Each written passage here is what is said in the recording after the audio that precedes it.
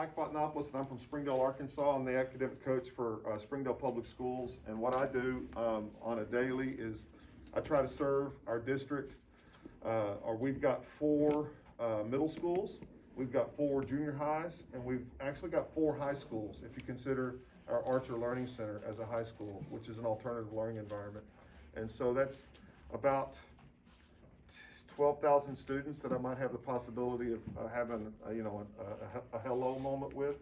But what we try to do with what I'm trying to do is just trying to raise the number of kids that are going to become national merit semifinalists, try to raise the number of kids that are getting their ACT scores up and up. We would like the 32 because that's Arkansas Governor's Distinguished Scholarship moment, which is usually equates into what we call a full ride into the university of wherever you're going in the state of Arkansas as far as a state-funded college is concerned.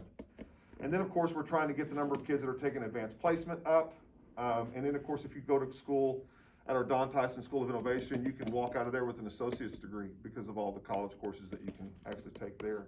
If you start early enough, you can literally walk out of there with 2 years of college under your belt. So when you go to the university of wherever you're going in the state of Arkansas, you really can probably graduate in a couple of years, probably about the age 19, 20, and be done. So there's a lot of that kind of stuff going on in Springdale. And I got a chance to chat with Mr. Price, and he said, hey, can you come and help us? We've heard about, listen to you, whatever, and can you come down and maybe get us prepared for our ACT moment that's coming up next month? With you guys, when are y'all taking yours? When's the state funded one for you guys? Saturday. Everyone here's taking it Saturday. This coming Saturday. Okay, all right. That's not the, no, it's just one. That's just one, but the state-funded ACT for you guys will be March the 9th. Is that right? Are y'all taking it as late as you can? That's certainly what I would do. Just 11th graders. That's for all juniors. Yeah, and a lot of these aren't juniors. What are a lot of these? We have 8 through 12 in here. 8 through 12. Totally mixed. Love it. Who's my 12th graders? Raise your hand. How about you 12th graders? Who's my juniors? Awesome. How about sophomores? Couple. All right. Freshmen? There's some freshmen. Love it. 8th graders. Where you at? Cool. Good job there, 8th graders Cool. showing up. Cool. We start taking the ACT test in Springdale in the 7th grade. And if I stay here, I think we're 6 feet, and I think we're 6 feet. Cool. So if I stay here, I'll do this, okay? Yeah. So y'all can hear me. And if I start to move in on you, I'll move that, okay? So, so we start 7th grade with what we call the Duke Tip program. And in that, and of course it's defunct now because Duke Tip said we're done, or Duke University said we're done with that because of COVID. So we've done another program the other day, but I've seen some of our 7th graders I've seen some make 31. We've had some make 31, 32 on the ACT. I've seen some kids make perfect in certain subject areas of the ACT as 7th graders. So I'm not convinced that this ACT test, and I certainly don't want you to get convinced about the ACT test, that it's an IQ test. It's not at all. It's something that you can study. It's something that you can get prepared for. They've been asking the same question since about 1955. So there's no reason for you to walk in there unprepared. Here's what it is. I want you to imagine you're about to go out here, and everybody here at Ozark can probably bring this in because so many of you guys are involved in sports. You guys are so rich in sports. I actually, just a little bit sidebar, I got my master's here at Ozark High School. I know you're thinking, how do you do that? Well, back in about 2005, we would meet here in this library, right here, in this very spot, with a professor from Harding University, and he would meet us, and we would come here every Saturday for about 2 years. And from time to time, we would go all the way over to Searcy and meet. But for the most part, we would just come right down here and we would meet right here. So anyway, and then of course, I was a coach for a long time at a place called Greenland, Arkansas, at Greenland Pirates. And from time to time, we'd have to play you guys in some form of basketball or football, and it was never fun because y'all beat us just about every time, except girls. Our girls would beat you because our girls would beat everybody. But you guys are awesome. I love you guys. I love your spirit. I got a little bit of hillbilly in me, and I love your little Mexican restaurant y'all got down there on the square. That thing's awesome. Anyway, and when I've got the chance, I always come down If I got a chance to watch playoff football, I love coming and watching Ozark and Boonville. If there's ever a chance to watch Ozark and Boonville play football, the world doesn't know what's going on until they watch Ozark and Boonville play each other. You can see Hillbillies and those Boonville Bearcats getting after it. I love that. You guys might take it for granted, but for people walking in on another planet, it's like watching Northside, Southside play football, or like Texarkana play football. It's just cool. So anyway, I don't know where I was going with all that. But I want you to know that this thing called the ACT can be learned. It can be, I don't know how you say it, it can be trained for. So that's what we're kind of wanting to do here today. And so I'm just going to start, as I normally would, with any kind of boot camp. This is a general boot camp. It's going to be just about skills and strategies that I want you to apply to this thing called the ACT. You've got this packet in front of you. I'm going to go through it page by page, and we're going to flip around in it, and you can write in it all day long. You can put notes in it all day long. And when we're done, hopefully I'll get your email addresses, because I want to send, or I can send an email in general to the teachers here, to the administration here, and they can send an email to you. But I can give this to you in a PDF form at the end of the day. And that is to say, I think this is a really great tool, especially now you seniors, you're kind of, you're running out of your time. This is our last one. Yeah, this is it. And quite frankly, the December one was a good one because for you seniors, because the fiscal year for scholarship moments has taken place now. So it's like you're in hustle mode. But you juniors and sophomores and you ninth graders and eighth graders, you got tons of time. And this is a great tool. This is a great tool. And again, I've got this on PDF, this whole big thick thing. It's got 3 full exams in it, and then the exams actually tell you why the questions that have, or the answers are the correct answers. So you can sit there and figure that stuff out. It's really cool. So I'll give that to you, and you can have that forever and ever. You can scroll down and just, again, it comes in a PDF form. You can print it off. You can do whatever you want with it. Okay, enough of that. Let's get into here and let's take a look at what this thing is, the ACT. It stands for the American College Test. It's real simple. It doesn't stand for some sort of weirdo acronym. It's the American College Test. So it's in that spirit that I want you to approach the ACT. It's simple, it's predictable, and it makes sense, okay? It's not some weirdo thing that is not obtainable. And I think it's gotten that way. This is where I was going earlier. I think it's gotten that way because of a football analogy, if you will. If I were to ask you to come out here and play football, oh gosh, this coming Saturday, against a team, or basketball, however you want to look at it, against a team you've never heard of, you've never seen on film, your coach isn't going to tell you anything about it, and then we're going to just sit here and cut you loose. It may be under the lights, it may not be. You may have uniforms on, you may not. You may have ear pads in your helmets, who knows? Because we're going to make sure you're not prepared. And then you get out there, and sure enough, the other team has a punt team, they got a kickoff team, they got cheerleaders, they got fans and stands and the whole thing. You didn't even have that. None of your uniforms matched. You didn't. Some of you had cleats on, some of you had basketball shoes on, some of you had Crocs on. And then you come back, of course you got beat up. And you come back, and then you're sitting there and you tell all your friends, that was awful. That was the worst experience of my life. I got crushed in the first round. I was first quarter, whatever it was. I was out of there. Doesn't that sound like what everybody's ever explained to you about the ACT? Mm-hmm. And then everybody's got their excuse, right? Oh, I fell asleep. I was out all night the night before. Got to have my excuse because I'm not that dumb, am I? And the answer, of course, is you're not that dumb. You were just ill prepared. And then the people that went in front of you started this folklore moment of just how awful it is. And so you're buying into it that it's awful. When in fact, you're going to see here in a second, you don't have to be that awesome to get awesome results out of this thing. Okay? So keep that in mind. Okay, enough of that. So the first 2 pages that you have in front of you is basically the makeup of the ACT. It's never going to change. It's always going to be like this, okay? So the English test is basically 45 minutes, 75 questions. We're going to talk about that here in a little bit. And again, you guys have all seen this. If you've had any kind of ACT prep already, you know what I'm talking about. Or for those of you that's already taken the test, you know what I'm talking about. English, math, reading, science. And that's the way it's going to be. I want you to take a look at both of these and think of it like this right here. I got this one. Okay, this is English and math, right? Cool. That's like first half of the test. And then you take a big-ish break. You stand up, you punch your buddy in the arm, you do the hokey pokey, you turn yourself around, you get a snack, and you sit back down. And then you come in for this one, right?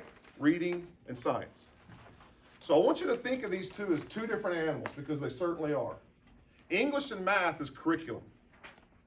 English and math is curriculum. It's everything you've learned up to this point. That's what they're testing you on. Everything you've ever wanted to know but was afraid to ask when it comes to the form of English. And what we're talking about with English, and if you write this down, you certainly can, it's the standards of English. Okay? It's and its. There, and there. Whose, whom, who. Laid, lane, lays, lie, lies. These kinds of silly, pesky things that you don't even think about. That high school teachers are like, I'm not going to sit here and waste my time trying to teach you the difference between whom, whose, and whose. If you don't know by now, you're in trouble. All right, well, that's the very thing they're going to ask on the ACT. Oh, it is? Yes, it is. Oh, shoot.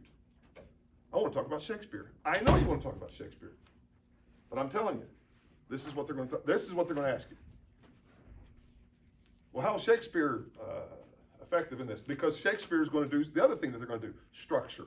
That's the other questions they're going to ask in the ACT English, is structure.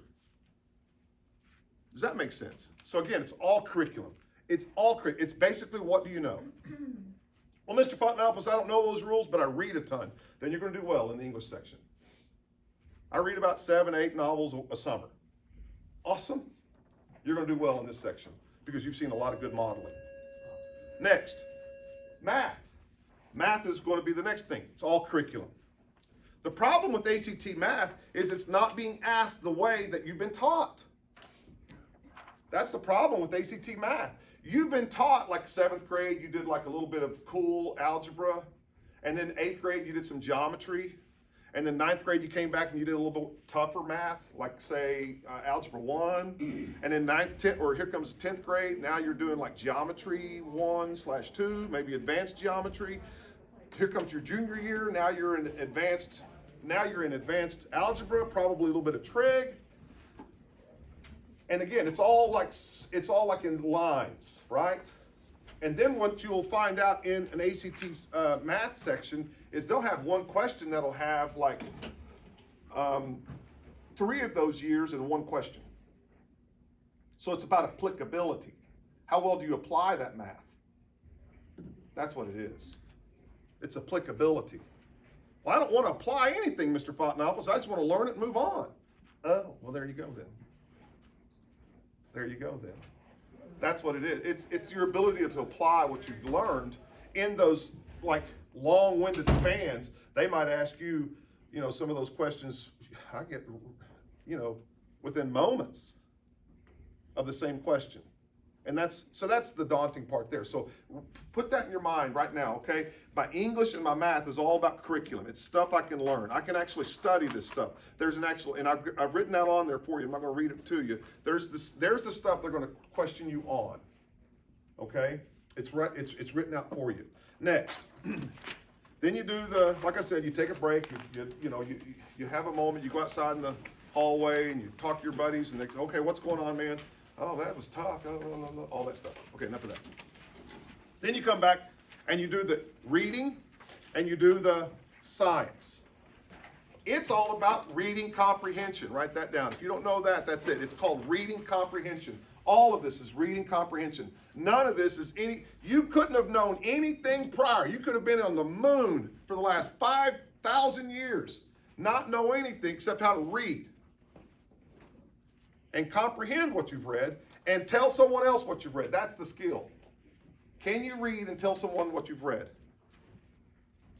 Because there's those 2 types of people on planet Earth. Here they are. You ready? There's 2 types of people on planet Earth. And I mean this. Ready, set, go. I can read this. I'm reading it. It makes sense to me. All right. There's that person. Person number 2. Hey, dude, what's that mean?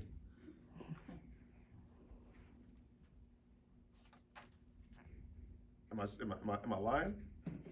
That's it. What's that mean? What's that mean? Now, we need people to tell us what's that mean a lot. Like a doctor. I don't know what that means. What does that mean? You're going to, you got a lawyer. Ooh, she's coming to get you, boy. You better run. Okay. I mean, we need some of these people in our lives and some of these things to help us read. But we're not into that here. This is ACT reading and ACT science. So again, a lot of this, the better you are at not shoving that paper to someone else and going, dude, what's that mean? You're going to do much better on English and science and ACT. And I mean that. Everything you're about to read is in the reading for the answer. You can't sit there for a second and go, boy, my teacher never taught me this. Praise the Lord, you're right. Nor did they teach it to anybody else. It's your ability to read and tell someone what you've read. And by the way, isn't that what college is? Reading and telling somebody what you've read. So again, that's what they're doing. That's why the ACT, the American College Test, is what it is. So that's what, again, we're going to take a look at that, especially the science section. And I know what you're going to say. Hey, Mr. Fotenopulos, man, you're telling me that my science teacher cannot help me at all in getting ready for this thing called ACT science? She or he can by putting you in front of more and more scientific mumbo jumbo, if you will. But for the most part, it's your ability to read something complicated and come away with an answer. Okay? All right, that's enough of that. And we'll get more and more into this. I'm just kind of giving you an overview of what this is. So again, that's what that is. So that's page 1 and page 2. Okay, now enough of that. Now let's take a look at this next page, which is this really cool chart. Okay? Get out a pencil and a pen, and let's figure out what number you want. Okay? Think about it. I heard of a young lady in here earlier who's got a 31. She wants that 32. We'll talk about that 32 here in just a second. Many of us want a 19. Okay, I like the number 19. Why? So here's how I do this. I come over here. By the way, if you are born and you show up at an AC test, you're going to get a 1. Way down there at the bottom. There you go. You got a 1. Praise the Lord. Or if you're really, really, really, really talented and you score awesome, awesome, blossom, you're a 36. Right? That's the range of an ACT test. 1 to a 36. So if somebody ever walks up to you and says, I'm going to get 37 on an ACT, no, you didn't, dude. You're lying. Oh, get away from me. Are you with me? Because of people that do that. They walk in, they don't know what they're talking about. You know immediately they don't because they said something like, I made 37. No, you didn't. Hush. Go to Boonville. And anyway, I'm teasing. Don't film that. They're going to ask, hey, can you come visit? Not anymore. I'm teasing. All right, so here we go. So then now you can kind of come to the very top. So there's going to be 75 questions asked in English. Look at the very top. In math, there's going to be 60 questions asked. Okay, in reading, there's going to be 40 questions asked, and in science, there's going to be 40 questions asked. So now you can start to figure out, how many questions have I got to get right to get my number? So come over here to this right line or this far away left line, and you'll see what I'm talking about. I want a 19. Circle the number 19 out in that margin right there. Circle it up. Now draw a line all the way across. Draw a line all the way across. Here's my pencil, which is terrible. And I'm going to come all the way across. There it is. So if I got my 19 circled up, it looks to me like I got to make either a 39 to 40. I got to get 39 or 40 English questions correct out of 75 to make a 19, which is an F in an English class. If you make a test, if you take a test and you make 40 out of 75, I think that's an F, isn't it? Like 60, 61% maybe. It's awful. D. It's a D. That's not good. It's not good. You're still making a D. That's awful. You're getting paid $14,000 in Arkansas, though, if you make that. So there you go. Next, mathematics, 26 or 27 out of 60. That is to say, that's a full-blown F. That's a flagging F. Okay? There's a lot of 7th graders that can get the first 30 questions correct on an ACT math test. And they can guess the rest. They'll get to a 45 pretty quick. But right here, we're asking you to get to a 27 on math. And you're going to make a 19. Reading, get half of them right. You're making a 19. Science, get less than half of them right. You got a 19. Now, that's not full acceptance to the University of Arkansas. In order to get full acceptance to the University of Arkansas, you got to have a 22. Circle that number. Go all the way across. You want a 22 because now the University of Arkansas will accept you full and unfettered, and no, here's the word we want, no preliminary or no, gosh, what's that other word that I don't like? Remedial. Yeah, no remedial classes. Gross. You get fully accepted to the University of Arkansas. That's cool. I like the number 19. Let's go back to that. 19 is the Arkansas Challenge Scholarship. For those of you that don't know what the Arkansas Challenge Scholarship is, here's what you've got to do to get it. You got to score a 19 on an AC test, and you got to graduate from a public high school. That's it. And you get yourself an Arkansas Challenge Scholarship. Now, if you go to a university in the state of Arkansas that is a state-funded college, right down the road, that would be Arkansas Tech is even closer, or UCA. Go up to the University of Arkansas. These are state-funded colleges. Harding University, not a state-funded college, right? You got me now? John Brown University, not a state-funded college. These are private. But if you're going to a state-funded college, this is the Arkansas Challenge Scholarship. It's $14,000. You'll get $2,000 your freshman year, $3,000 your sophomore year, $4,000 your junior year, $5,000 your senior year. You add that up, I think it's $14,000. That goes a long way in helping you with your tuition, and that's for making a 19. Does that make sense? 22 is full acceptance to the University of Arkansas with no remedial classes.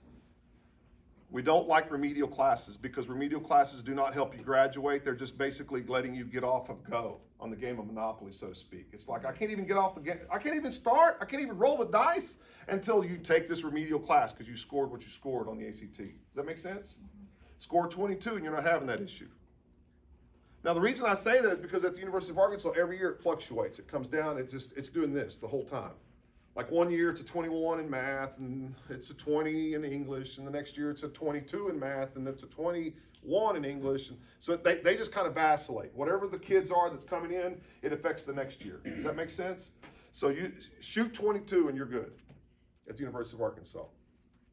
Again, 24 is a really cool number because let's pretend I've got an uncle who was in the military, maybe he was Air Force, or maybe she was Navy or Army, and I shot a 24 on the ACT. That's when the University of Arkansas's ROTC programs will probably look at you and go, hi, how are you? Do you want to become an officer in the United States Air Force or the United States Army? Especially if you're going to be a medical person, we'll pay for every bit of it. If when you're done, you will be a United States Air Force officer with a job, probably making around $65,000 a year for the next 4 years. And you're an officer. We put a lot of effort, energy in you. You're not going to be up in the front lines catching bullets. You're going to actually be in the military as an officer. 24 on the ACT. Wow. Mr. Fotenopulos, are you telling me that this ACT test is that life-changing? It can really do? Yes, that's what it does. That's what it does, okay? So again, what you can also do, and this is a website that I've put together, is I put together a website that's all colleges that are local in our state, and in Missouri and Oklahoma, and it's got little tabs within each college of what they will give you in the form of advanced placement. Some of y'all have taken some advanced placement classes. This is what that college will do for you in that regard. This is what an ACT score will do for you in that college. This is what an SAT score will do for you in that college. And so that'll help a lot of us, just kind of understanding, you know, okay, I want to go to fill in the blank, and this is what they're going to do for me. Does that make sense? Mm-hmm. And their scholarship page. That's huge, because each college is different. Is that with that website? Is that on here? No, I'll send it to you. It's like the PDF thing for this. So that's 2 things I'll give you today. So that's, I got to write this down. I'll give you the PDF and the college website. Okay, cool. That's enough of that. So there you go. And then if you keep on cruising up, and again, you can start to see what you've got to get right. 55, 57 correct out of English. I'm on 25 now. I'm on 24, right? So anyway, you can see that. 28, circle that one up, go all the way across. The reason I circle up a 28 is because now you're talking about more and more college scholarships. If the University of Arkansas starts to up their scholarship offers at score 28, you know the Arkansas Techs and the Arkansas UCAs are really going to ramp it up, because all those colleges are in competition for you. You may not think they are, but they are. They're in competition for you. They want you at their campus. Okay? So if the U of A is stingy on their dollars, and they are, 28 is when they start loosening up their purse strings. You can bet UCA will really loosen up their purse strings with a 28. They do. No, They do. Yeah, they do. Go on their scholarship pages and look. You'll see. no, I know. And then when you get to 31, that's good. 32 is the best. Circle 32. And the reason I say 32 is because 32 is probably the best score on ACT. And I know you're saying 36 is better, and Mr. 33 is better. I guess this equals what we call a full ride in any state-funded college in the state of Arkansas, a 32. And what usually will happen is once you start applying for the Arkansas Governor's Distinguished Scholarship, because you've made your 32 and you've got a 3.75 GPA, because most kids that have a 32 on the ACT usually have a 3.75 GPA, goes without saying. Then you're and you graduate from a local high school in the state of Arkansas. Then here comes all these other scholarships that come with that. And you can literally see kids going to school making money on scholarships. Okay? So that's what that is. I know that sounds crazy. You can literally go, yeah, because see, once you get to college, you can actually continue to fill out scholarship forms. And here comes, just checks coming in the mail, quite frankly, which happens to kids that score this kind of stuff, right? So again, that's the power of the ACT. That's the power of the American College Test. And so that's why I bring up this first piece of it to kind of get your attention and kind of share with you what this test is and how powerful it is. And I know there's bureaucrats and people out there that are wanting to get on TV and tell you, how unfair this is or that is, et cetera, and how there's colleges out there that are getting away from the ACT.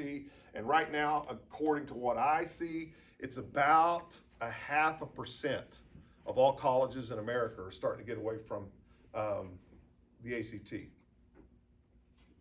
because they think it's unfair. It's an unfair test. It doesn't really test what you know and all this kind of stuff. And like I said, about 0.5%. So that's about, nobody, really. It's nobody. It's nobody. So don't get caught up in, if you hear things on the news, the ACT's in trouble or the SAT test is in trouble. Here's what's happened. Like the state of California and their state college system is wanting to go to a different system than the ACT, and so then they're going to go to like the Stanford 9 test or something like. They're just going to go to another test like the ACT. Or they have this lofty idea that they're going to do all this stuff through essays. And I'm saying to myself out loud, knowing what I know about being a reader for the Advanced Placement Oral History paper, where are you going to get the readers that are going to read these essays? And they're going to be about 3 years from now, they're going to come back and go, well, we had this lofty idea that we didn't need a standardized multiple choice exam to tell us who was smart, when in fact they're back to that. And it's not to find out who's smart. It's to find out who's college ready. That's what this is. Who's college ready? And hang on, and let me just give you for instance. Let's go to the University of Arkansas right now. How many countries are being represented at the University of Arkansas right now with students? On a normal year without COVID, and they're not all hiding behind a computer. The number usually vacillates, but it's around 120 to 140 countries are coming to the University of Arkansas. So imagine what the University of Miami would be like, or say something on the coast, on the East Coast or the West Coast. This is Arkansas. Are you with me? So how many languages are being spoken up there? A lot. Yeah. So what are you going to have to speak when you get into that classroom? A lot of languages, or we're going to have to get down to one? How about if we're going to start doing some really cool research? That's why we need this thing called the ACT. That's what it's going to do. That's what those professors need. Even the professors that are coming in and they don't speak very good English, they need this so that they can all at least be speaking on one. Now, when you get out here and you start talking and walking, you're going to hear everything. But when you get back in that classroom, it's English. And that's why they're going to do this thing called the ACT, because they want to know, between all this freshmen that are fixing to hit them, there are those kids that's already written novels that are 18 years old. And there's kids over here that still are trying to figure out what an adverb is. Do you put them in the same class? I don't think so. Here's another for instance. By the way, did you know if you score a 30 on ACT math, you're at the University of Arkansas, you're not taking college algebra. That's worth $1,300. Do you know if you score 30 in English, you're not taking freshman English at the University of Arkansas? They don't need to see that they already figured it out. Dude, you made a 30 in ACT English, you don't need to come in here and take freshman English. Do you just skip? That's it. That's what that is. It's you want to call it a skip. You just move to the next class that would be past it. Finite math or whatever. That's exactly right. So you can just basically go ahead and say you just saved yourself a class of freshman or college algebra, which is worth about $1,300 for shooting a 30. Now you had a question. Another question, I just remember when we Zoomed before, something that showed me was, I've known kids that are, get freaked out on the test and just kind of shut down. And so when you showed me this, it kind of shows you, or something that I learned from you that day was, you can miss kind of a lot and still get a decent score. Absolutely. Which I know you're going to talk about later because you talked about that day, but there are some, I don't want to say tricks, but things to help you with that. Right. And that was shocking to me, which maybe you all know that. I Well, no, didn't. this is that part of what I'm talking about when you're getting ready to go play that football game and your coach never prepared you, and you don't know this. But you I had no idea you could miss that much and still get a decent score. Absolutely. Maybe not, you know what I mean. Yeah, and you're right. To me, 25 is a great score. 25 is a great score, and you don't have to be hardly perfect at all going across there. All right, enough of that. So if we're learning, say I'm learning. We're not learning. If you're learning, say I'm learning. Aren't you learning? Okay, so did you learn something there? Yeah. Okay, I did too. So now we're into the ACT. We're going to take this thing, and there's, again, when you got yours printed off, did you get the answers printed off in the back? Are they in the very back? Yeah, but they don't know it. Oh, now they do? Okay, sorry. Good. All right, never mind. All right, so what I want you to do, what I want to do is I always, when I do an ACT boot camp on this stuff, on this, I try to go to, the first one I want to go to is science, which is the last one. And the reason I go to science as the last one is because I don't want to do it a disservice, and it's probably the most complicated, yet the one that's going to help you. It's the most complicated in trying to explain, okay? And so it's in that spirit. I don't want you getting to the science test on the day of the exam and messing it up, because there will be mental fatigue for you, and I get that. It is a fatiguing test, and this is it. So if you want to look, and so here we are. I told you earlier that the science test is just like the reading test. It's all about reading comprehension. And again, I didn't lie. And we're gonna look at this for the next 5, 10, 15 minutes, and then we'll take a break. Okay? Y'all got me? 15 minutes to take a break. I don't know what that means to you, but to me, I'm gonna get a drink of water or something.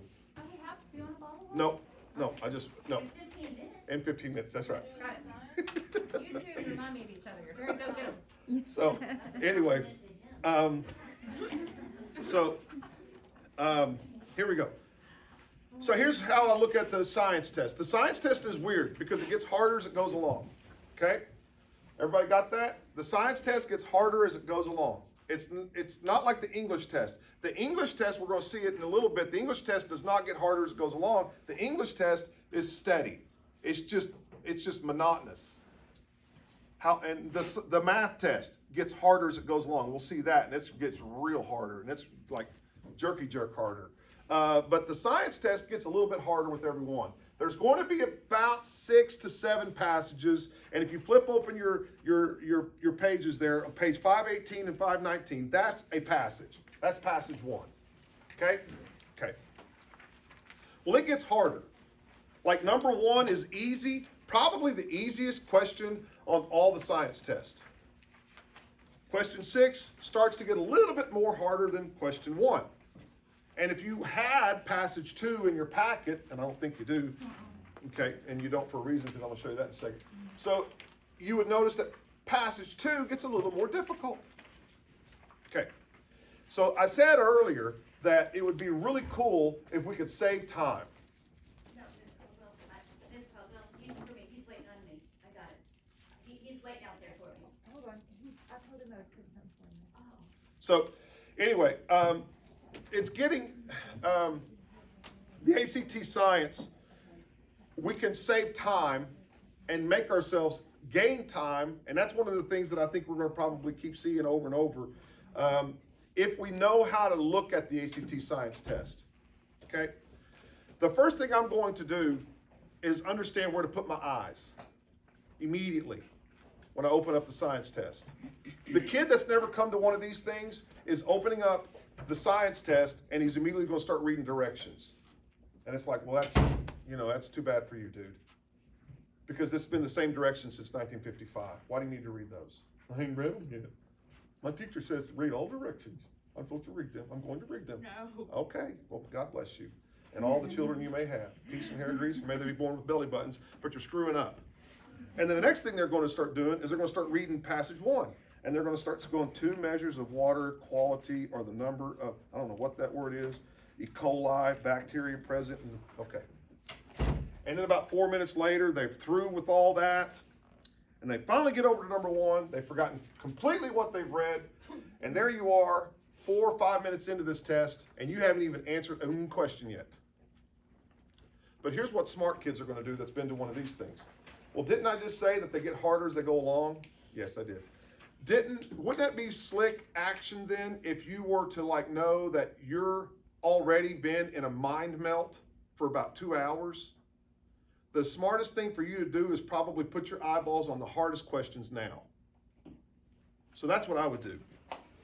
I would go to... For the science, or would you recommend that for all of them? Just the science, because the science naturally gets harder. The science gets naturally harder as it goes along. Okay. Yeah. And so I would immediately go to my last passage, which in this case is passage 6, right? Keep flipping, get there. This is what you're going to do on the day of the test. You're going to keep flipping until you get to the last passage. And then it says end of the test on 4. See that on page 529? That's what the test is going to say. And again, you got your little Scantron sheet out there next to you, and that's where you're going to start. You're going to start on number 34. And guess where my eyes are going to go even further? They're not going to go over here to passage 6, where it says tomato plants grow poorly in high salt, blah, blah, blah. You know why? Because none of that stuff means anything to me anyway. So guess where am I going to put my eyes? Question 34. One plant produced no fruit and had a height of 21 centimeters. Which of the following most likely describes this plant? Go.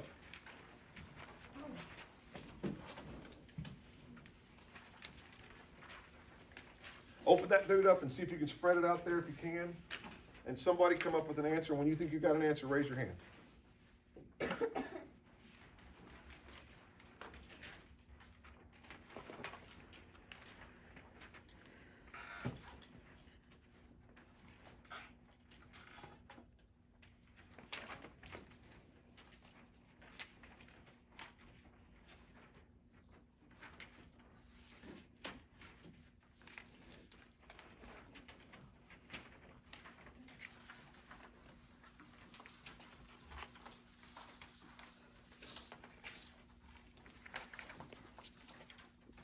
Yes, ma'am?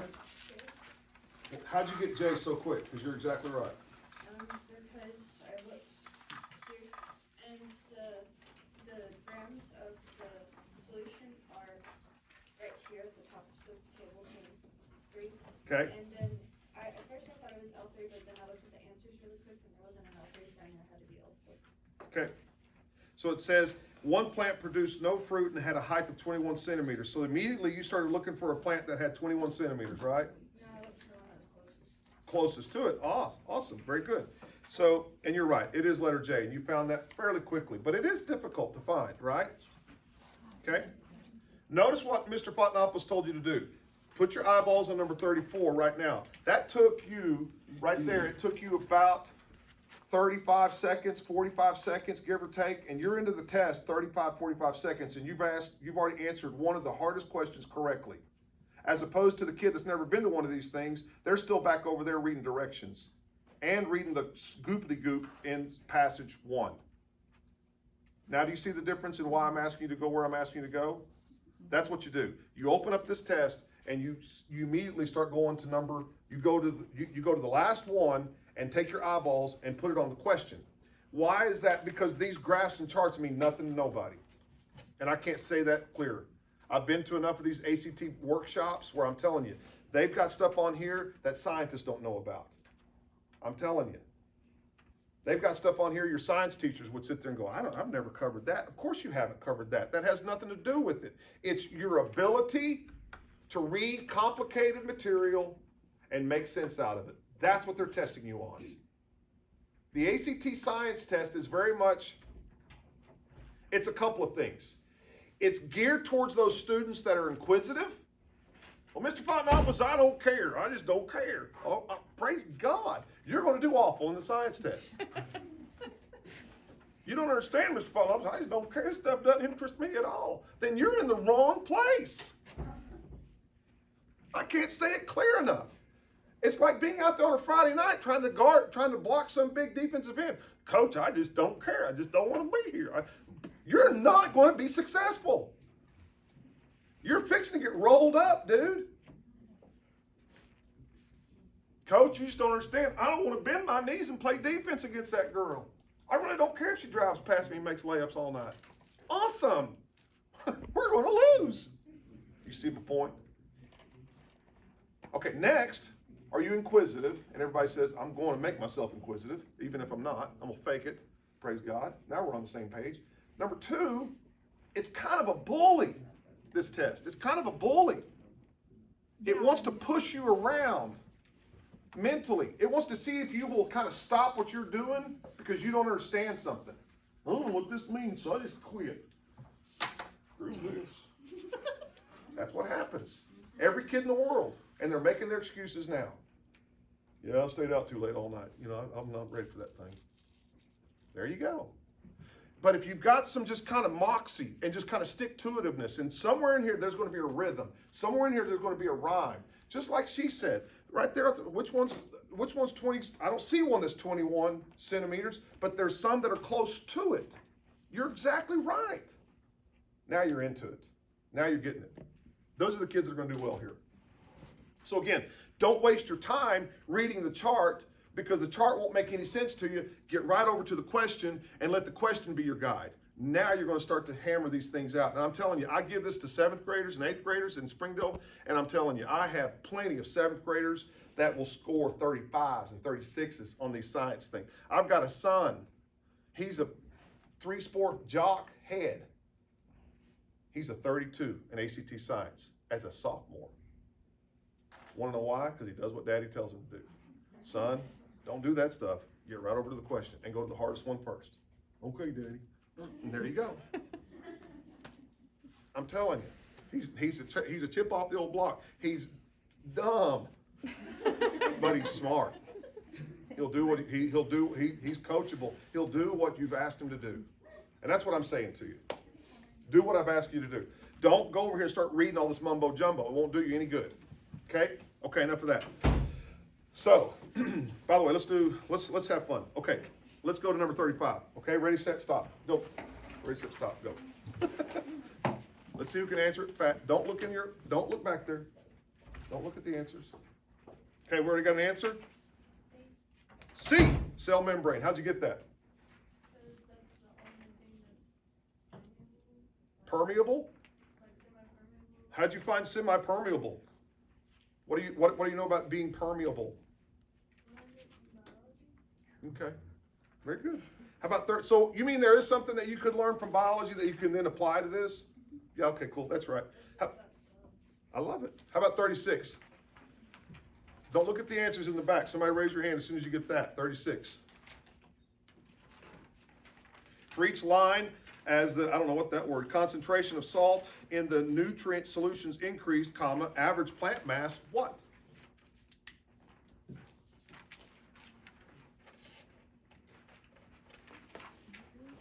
Kelly's got it again. Right, raise your hand. Kelly, go ahead. Is it G? G, as in good Lord, girl, you're killing it. Yes. How'd you get decrease only? Because I looked at the mass and it just kept going down as it went higher. What table is that you're looking at? I looked at table 2 and Okay, very good, very good. So you see, this is what my point is too. Did you know to be looking for things that decrease? Right? Did you know that? No, you didn't know that. Like if you were going to walk in here and just start reading those tables and stuff, you didn't know that. But when you start to read the question tells you what to start looking for. Does that make sense? So again, that's why you put your eyeballs right on on the question first. You don't sit there and put your eyeballs on the other stuff. Okay, enough of that. Okay, so if you're learning something, say I'm learning something. See, you are. You guys, even if you lie, you tell me you are. All right. All right, next. Now what I want to do is I want to go to the next kind of ACT science thing they're going to throw at you, and it's called, I just lost my mind. Conflicting viewpoint. Somebody write that down in your notes because I'm going to ask you that again. So go to the next one and go to passage 5 because this is the conflicting viewpoint. Conflicting viewpoint. Write that down. Conflicting viewpoint. Every time you see an ACT science test, there's going to be a conflicting viewpoint test or passage. That's what I'm trying to say. And this time it's on passage 5. Okay? Notice, it does not possess a tremendous amount of, what's that called? Charts and graphs. It immediately starts with a lot of language. And in this case, you've got this italicized scientist A and scientist B. Sometimes it will say experiment A, experiment B, or experiment 1 and experiment 2. Sometimes it'll say experiment 1, 2, and 3. It'll have 3 experiments.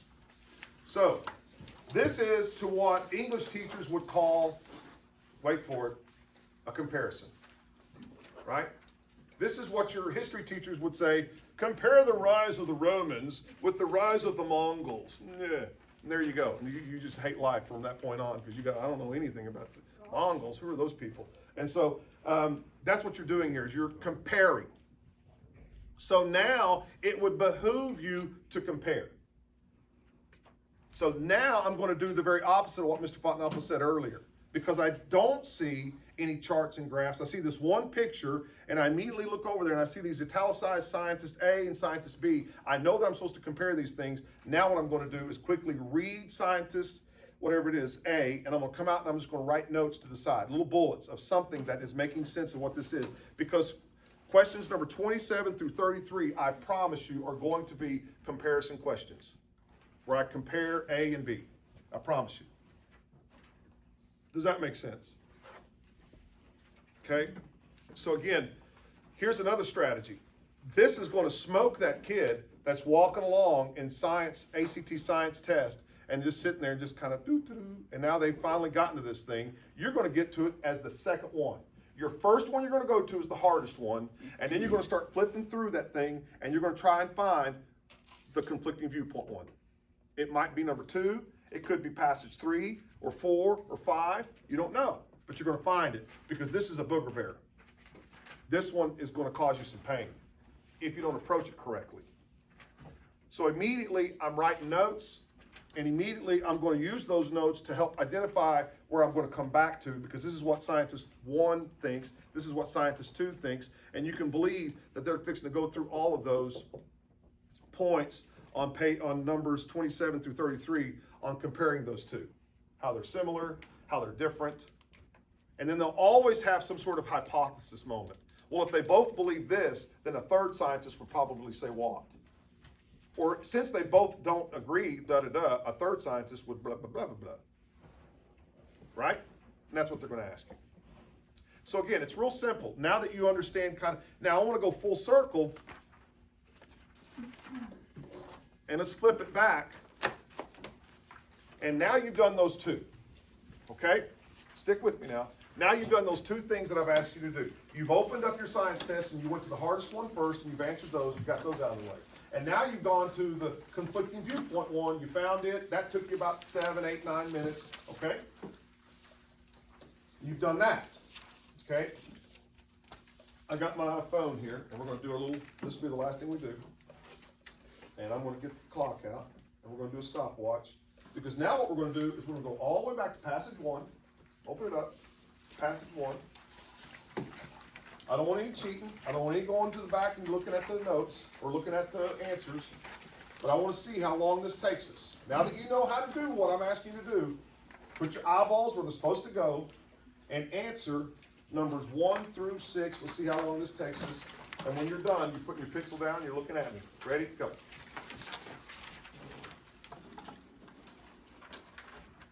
Where are you putting your eyeballs?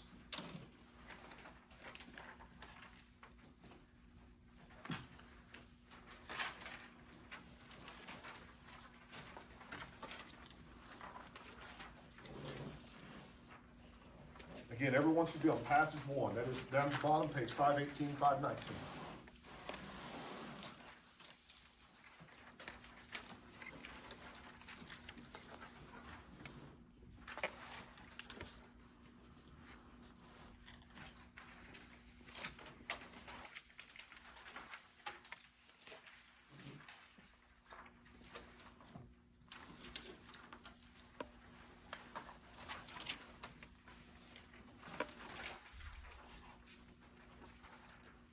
Okay, so that was 5 minutes and 35 seconds. So if I wanted to show you just kind of how simple that one was. Hopefully you see how this passage 1 was a little more simple than passage 6.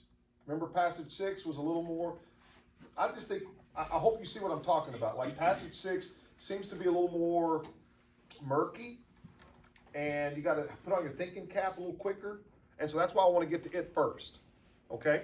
And this one, and then of course after that, we're gonna go find the conflicting viewpoint one, the one that's gonna be a series of comparisons. We know that one because it really doesn't have any good charts and graphs and pictures. It might have one or something like that, but other than that, we know it pretty quickly because it's gonna have a whole lot of writing. That's the one I need to read and take notes on, okay? So that I can go over there and answer those questions. But then I go back to this one and start all over. Now I'm gonna start the test with number 1. Now I'm gonna start rolling through this stuff and start knocking these things out. So let's get into this. And I noticed a lot of us immediately when I said put your eyes on the right one, immediately you guys went right to number 1, and that's exactly right. And so number 1, if an E. coli level over 400 colonies, blah blah blah, who cares? Words I don't care about. B is the right answer. B. Day 30 at site 1. Enough of that. Based on figures 1 and 2, consider the average water flow of the average E. coli. You didn't know you knew this much about E. coli, did you? Let's go. If you think it's F, raise your hand. I love it, because you're right. High water flow, higher E. coli level. And then number 3, according to table 1. I love that. They tell me where to go. They tell me to go right where my eyeballs need to go. Right over here to table 1. What is the relationship between water quality and biotic index?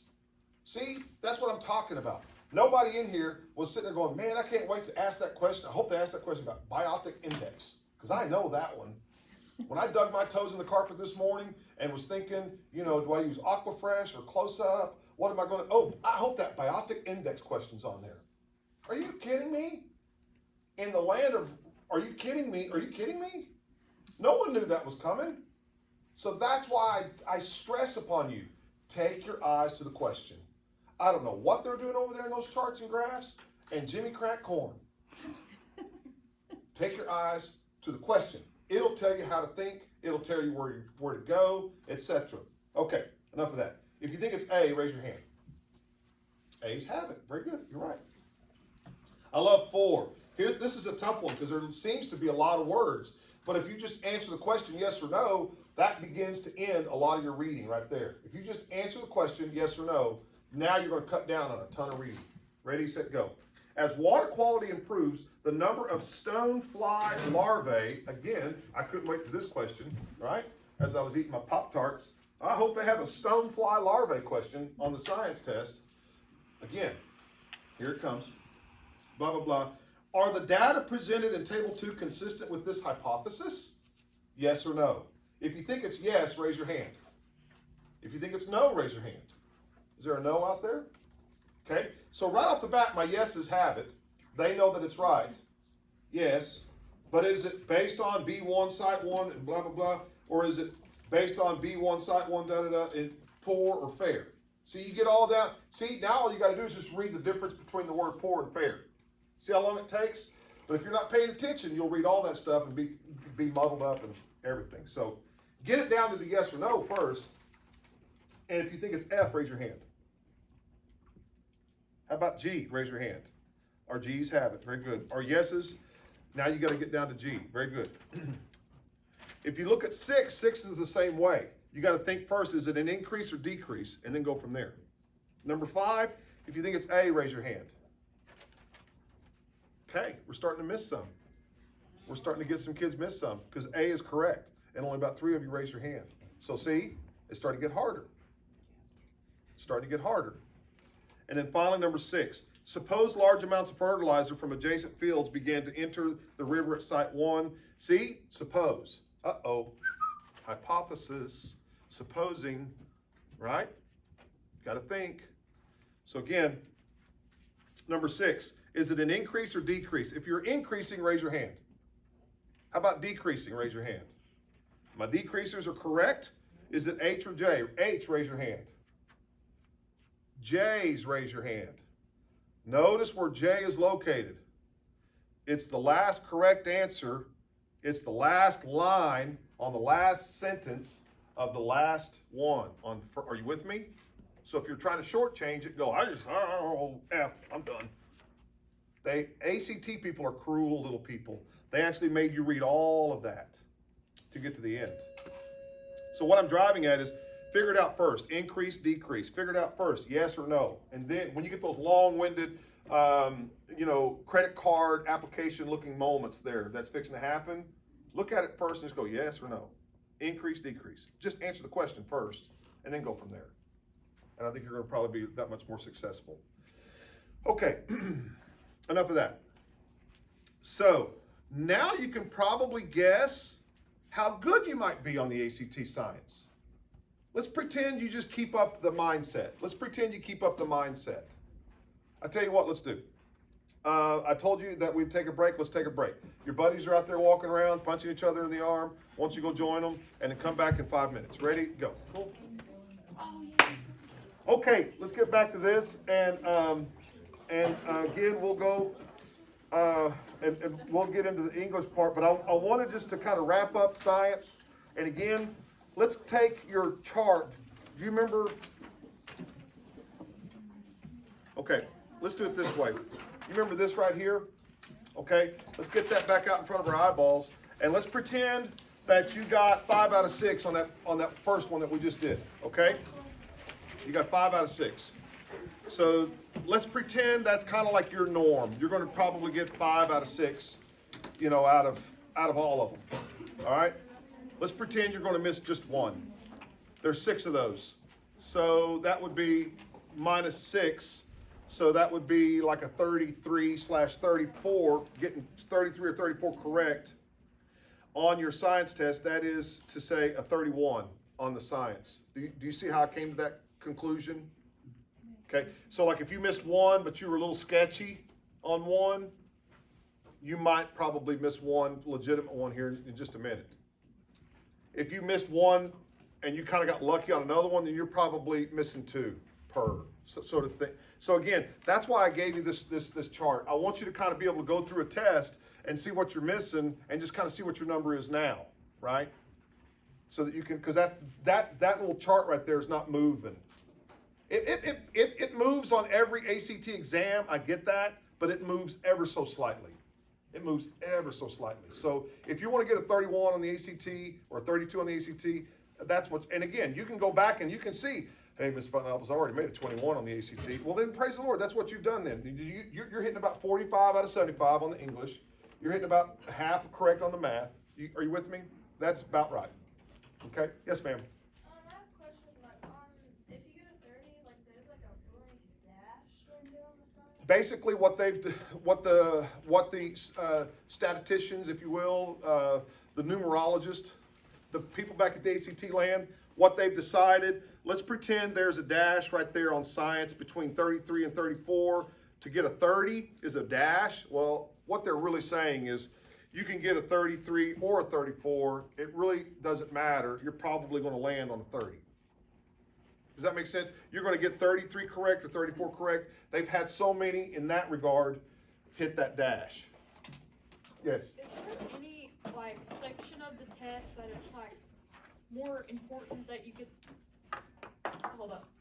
I had this worded out in my head, right? Is any section of the test more important than the others? I don't that think you score so. Better? No, I don't think so.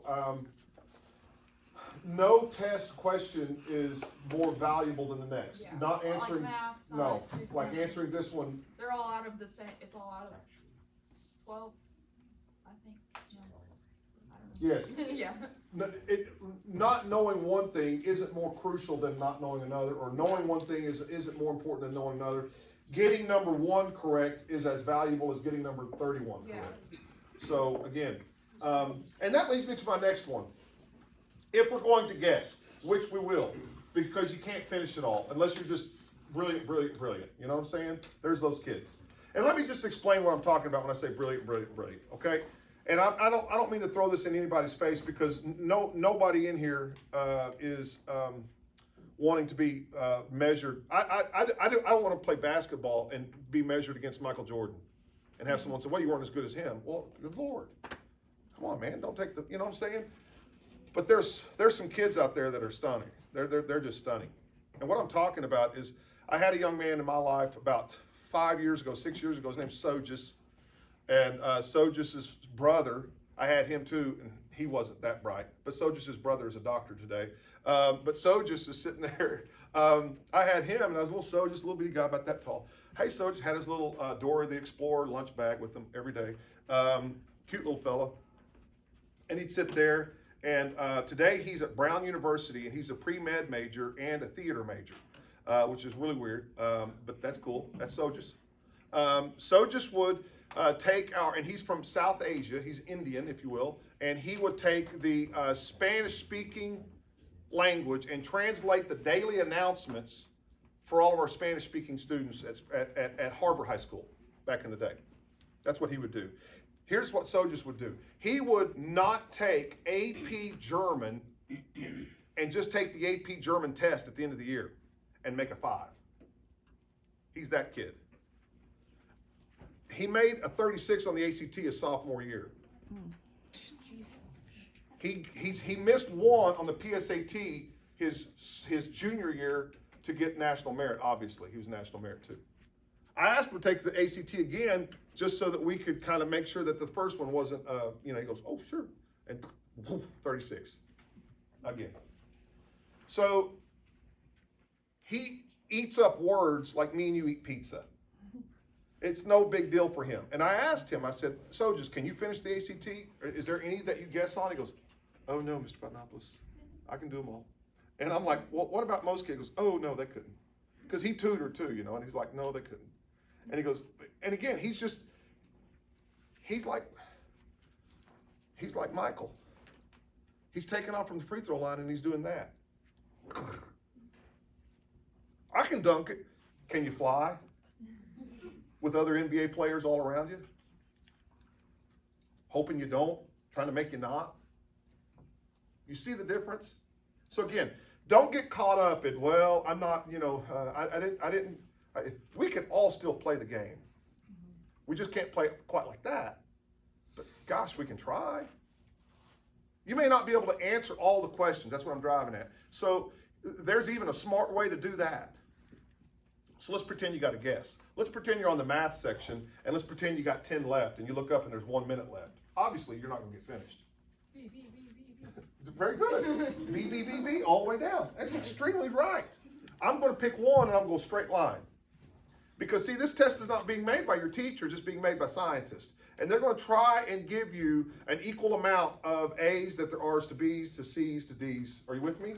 So, again, if you're sitting there and you're like, I'm going to go A, I'm going to do A, B, C, D, A, B, C, D, A, B, C, D. Now you're going to probably miss them all because you're just dancing all around it. But if you go straight line and you've got your letter in your head for the day, which is B or C, then there you go. I think you're probably going to get, out of 10, you're going to get 3 right. And that's just as valuable as getting 3 others right on the test. So now you know how to guess. So there's that piece too. Okay, enough of that. Let's go back to the front now, and let's learn some more stuff on how to approach this thing called the ACT. Now let's get into the English section. We're going to save our best for last, and that's the reading section, okay? So again, Mr. Fotenopulos has said that the ACT test will always work in the same fashion. It's going to be English, math, take a big break, reading, science. So we just did science. We got done with that as a review. Now let's get into some English action. Again, look at the directions on that. I don't want to sit there. I'm on page 340 in your packet. Okay, so open that up to page 340. Again, look at the directions. This is not something I want to spend on day 1 doing. I don't want to sit there on the day of the exam at 8:30 in the morning, and you're taking your ACT, and there you are, and you see a kid in the 5 passages that follow, certain words and phrases are underlined. Okay, I know when I'm walking in to a testing facility and I'm seeing a kid with his finger in the directions and he's reading, I know right there, that kid is like a bolt in the wall. He is so screwed, okay? He is just so in trouble. He's not coming in, he's not going out anywhere, he's just right there, he's stuck. God bless you and all the children you may have. May they be born with belly buttons, because I'm telling you, you're not gonna do good here for the next little bit. Does that make sense? Because you're wasting time.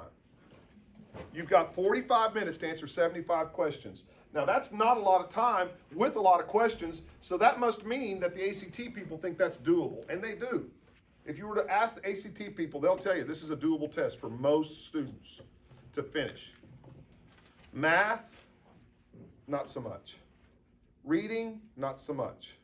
Science, because of fatigue, they think that it's not so much. But I still think you can finish science all day long. I think you can finish English and science all day long. And it's no coinkydink that our kids in the 7th grade score the best in English and science. And they score the least in math and reading. Because guess what? 7th graders aren't great readers. And they don't have all the knowledge that they would need to have for that math. So there you go. Just a little. If I ever wanted to write a dissertation on I could probably do that. I think I might do that. That's a good PhD moment. EDD maybe, not PhD. Anyway, enough of that. Okay, so here we go. So what they're going to do is they're going to give you 5 passages. These 5 passages are basically jacked up essays written by somebody. And it's just like you writing an essay and your teacher putting red all over it and handing it back to you. And basically it's a fix it kind of thing. Or this is what I found wrong with it kind of thing. And the underlined pieces are the parts that are messed up. And so this really isn't so much a test on your English skills, I think, as much as your writing skills. Because if you can read bad writing, then you must be able to write good writing. Makes sense? Yes. So that's why I've always said, don't take the writing test for the ACT people, because when you go online and you're going to take the ACT, they said, you want to take the writing piece too? I would, oh no, don't do that, because you're about to do that in the English section. You really are. Unless you're going to a college that specifically wants it. Then, of course, you would already know that, and that's what you would sign up for. Can you take the writing on like a different day? Or different time? You got to take the 5 of them all. And it's writing. You're going to be like... Yeah, it's no fun. No one's going to want to do that. Well, they do. There's people that do. I don't know who they are, but they do. I wouldn't do it. I would maybe do it if it were after I just took 4 other ACTs. On the writing, I'm just curious, and I don't want to derail you or anything, but no. So does it, I don't want to say does it matter, I mean I'm an English teacher, but, so say, does it matter towards your score? Nope. Like, so say U of A, I don't know, I'm just throwing that out there. I don't know if they want it, but, so say you didn't do that great on the ACT and you did great on the writing, who cares? I don't know about this. Would it supplement? I would have to go back and ask that question myself. I don't know. It might depend on your major. I just can't imagine the two. I can't imagine the two working out that way. Because if you can't do this, you can't do that. So it's totally fine to not take it unless you know for sure that the school you want to go to wants Precisely. it. Okay. And there's going to be schools that do. Okay. And I don't know who they are. It's not bad at all. Right. It's just basically another thing that, look at it this way, it's another thing that ACT is trying to throw out there to remain relevant to students that are going to go to that college, like Dartmouth. Okay. I need to do the writing. Okay, good, there you go. Okay. The next 5 million kids won't have to. Okay. So go ahead. So I'm doing the writing this time. Okay. The next 3 times I take it, will I have to do the writing? No. Like if the college requires it? Oh, if the college requires it. No, if you're happy with the score. Okay. Yeah. I think that like Mr. Dennis told us that they'll rather look at you with like a good ACT score and like a worse writing score and take that more into account. So probably, if it's a school that doesn't require the writing, they probably won't even pay attention to the fact that you took it. Now that I don't know, but I would say this, I do know this, that if this English section business is writing, because if you can't do this, you can't do that. If you don't know how to be succinct, use parallelism, understand what getting into a good thesis statement is, and then supporting that good thesis statement is, then you're not going to do good here either. So there you go. Okay, so let's go ahead and start trying to maintain and contain this animal. Okay, number one, I've already read the directions, and I don't need to read the directions anymore. I'm good with that. Number two, I love to do like-minded questions together. In other words, when I look at number 1, 2, and 3, you know, one of these things is not like the other, right? That's what I'm singing in my head. One of these things does not belong. Hey, it's number 2. It's a big old goofy looking weirdo thing. And I'm not going to answer that question. And just like we were already asking earlier, number 1 and its whiteness compared to number 2 and all of its ink vomit are valued at the same. How about that?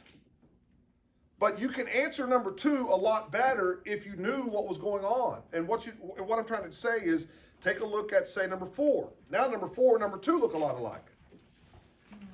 But now number 1, 3, 5, 6, 7 all look alike.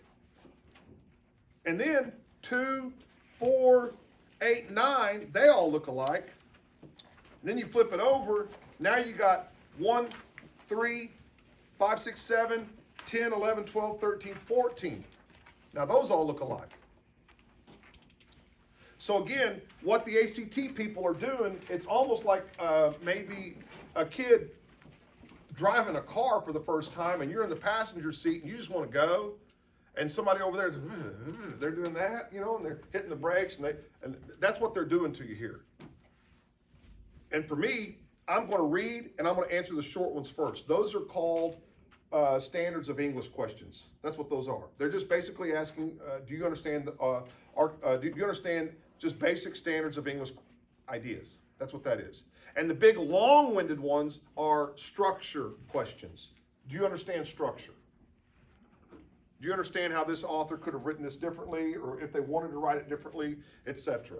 So that's the way I'd approach this. So this is what I want to go through now for the next 5 minutes is just, this is Mr. Fotenopulos working this out loud. You're going to follow along and you're going to take notes out to the side. I'm going to show you what they're going to question you, what they're asking you to know, because this is what Mr. Fotenopulos said, that this was the section that you can study for. This is content. And wouldn't it be cool if somebody had a website full of like cool little YouTube videos that were like of all the things they might ask on the ACT English section? Oh, Mr. Fotenopulos has done that. He's created that little website for you. Yes, thank you. And I'll send it to you. That's on your little sheet. Yeah. I have to have sheets of paper. Yeah, I'll send that to you, okay? All right, here we go. So now, here we go. This is how I do it. The Cam Hua Chung and Company Museum. All right, cool. I love a good thesis. That's what that is. That's what a title is. A title is a thesis. It's what we're about to talk about. And guess what we're about to talk about? The Cam Hua Chung and Company Museum. Right? Cool. Think about that. If I asked you to put on a white t-shirt and get a black marker out and write a thesis on you, what would it say? What is you? That's a good first day. Forever. Anytime you see me, this is what I am. I like that. Because that's what a thesis statement is. That's what a title is. Anytime you see me, this is what I am. Back to the future. Late. There you go, one word. Back to the future. What's that kid trying to do the entire movie? Go back to the future. Anytime you see a student not talking about Back to the Future, you got what we commonly refer to as a bad movie. That's the power of a title. That's the power of a thesis statement. And I want you to get that through your mind, because I'm telling you right now, that's going to be one of the key ingredients in being a good English reader here is if you're sitting there and all of a sudden we're going to start talking about another building or another company, we're off. And now we can clean that up by answering the question correctly. Does that make sense? Mm-hmm. Okay, so there you go. That's just, again, it's like if you're comparing Mongols and the rise of Mongols, the rise of the Romans, and all of a sudden you're over here blowing gas about how the Greeks did it, you're what we call writing a bad essay. Okay? Does that make sense? Okay, but that's not what I want to talk about. This is what I want to talk about. Okay, save that for later. This is what they want to talk about. They want to talk about I don't know, Kam Hua Chung and Company Museum. To the casual observer, the Kam Hua Chung and Company building located in the Eastern Oregon community of John Day, that is simply a small, unassuming structure made of rock and wood. Period. I'm gonna stop there. Let's fix that one. Okay, so that's John Day, comma, that is, comma, simply a small, okay. Something's wrong there.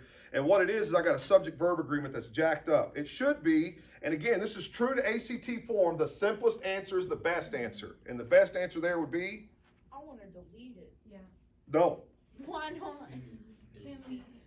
The simplest answer is the best answer, is, because we still gotta have a subject-verb agreement. Okay, what's the subject? What's the subject? Located in the Oregon community. I think it's building. Building is, yeah. Yeah, building is. Not building, that is, it's building is. So we gotta have that subject-verb agreement. Right? Right. So what's the first thing that the ACT people think is important for you to understand? Subject verb. Subject-verb agreement. Write that out in your margin, subject-verb agreement. Mr. Fotenopulos will come back to number 2 because it's a big structure question, so I'm gonna come back to that, but I'm gonna keep reading. To those with an interest in history, however, it's a unique building that preserves a part of the legacy of the Chinese community in the 19th century American West. Built in 1860s, the Kam Hua Chung building first served as a trading post for travelers who attract to the land east of the Cascades Mountains. Okay, something's wrong there. I gotta get past tense verb C. to fix. I gotta fix this because it was travelers, that is past tense, and attract is a present tense. So you're exactly right. The answer is C, were attracted. So again, this is a verb moment. This is a past tense verb. So verb tense. Verb tense. Write that down. What are they testing me on? Verb tense. Next page, page 341. In 1887, the original owner sold the building. The men combined their skills, organized a group of investors, and remains in business together for more than 50 years. Woo! Remains. Everything was in the past, and now all of a sudden we're remains. Should be remained, right? D. Again, this is plural past tense verb. So far, what have been the standards of English that ACT people are obsessed with? Verbs. Verbs. Past tense, present tense, and actually verbs and subjects aligning themselves. Does that make sense? Mr. Fotenopulos, do you think that maybe they use a passage to get at one particular thing, and then they use another passage to get at another thing, and then they use another passage to get at another thing? That's why they have 5 passages. What do you think this passage is about? Verbs. It's about verbs. I have been teaching this for a long time. Do you think that all these passages have a focus? No. Yes. No way. No way! This one's verbs? Verbs! Get out of town. Verbs! The verbs. Next. Mind blown. Here we go. Next. Educated in the Chinese classics and fluent in English, Luong Hong, whatever that name is, I can't say it. You know what? I'm not going to sit there and worry about it. I'm going to move on. And that's what I want you to do. If you get words you can't pronounce, don't know, make no sense, move on. Was skilled merchant who built a successful textile and import business. He also sold food and supplies to local miners. His partner was Doc Hay, established an herbal medicine clinic. Hay became famous throughout Central and Eastern Oregon when he would make perceptive diagnoses. Hay became famous throughout Central and Eastern Oregon when he would make. Do I need to say when he would make? No. He became famous when he became famous for making. For making. I think so too. Simplify. Let's get simple.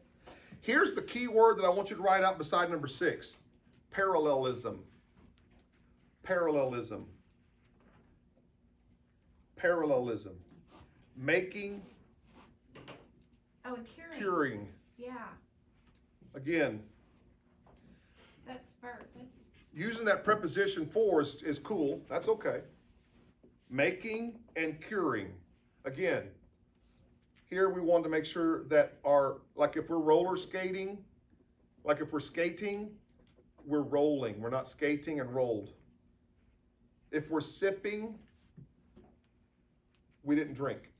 We're sipping and drinking, right? That's what we want the first part of the sentence, the last part of this. We want there to be parallelism. So if you don't, Mr. Fotenopulos, do you have a cute little quick 2-minute video on parallelism. Yes, I do. Okay. Moving on. Number 7, diagnosis and curing patients whose previous treatments had failed. What do you do with number 7? Whose previous treatments had failed. That's right. I think it's good.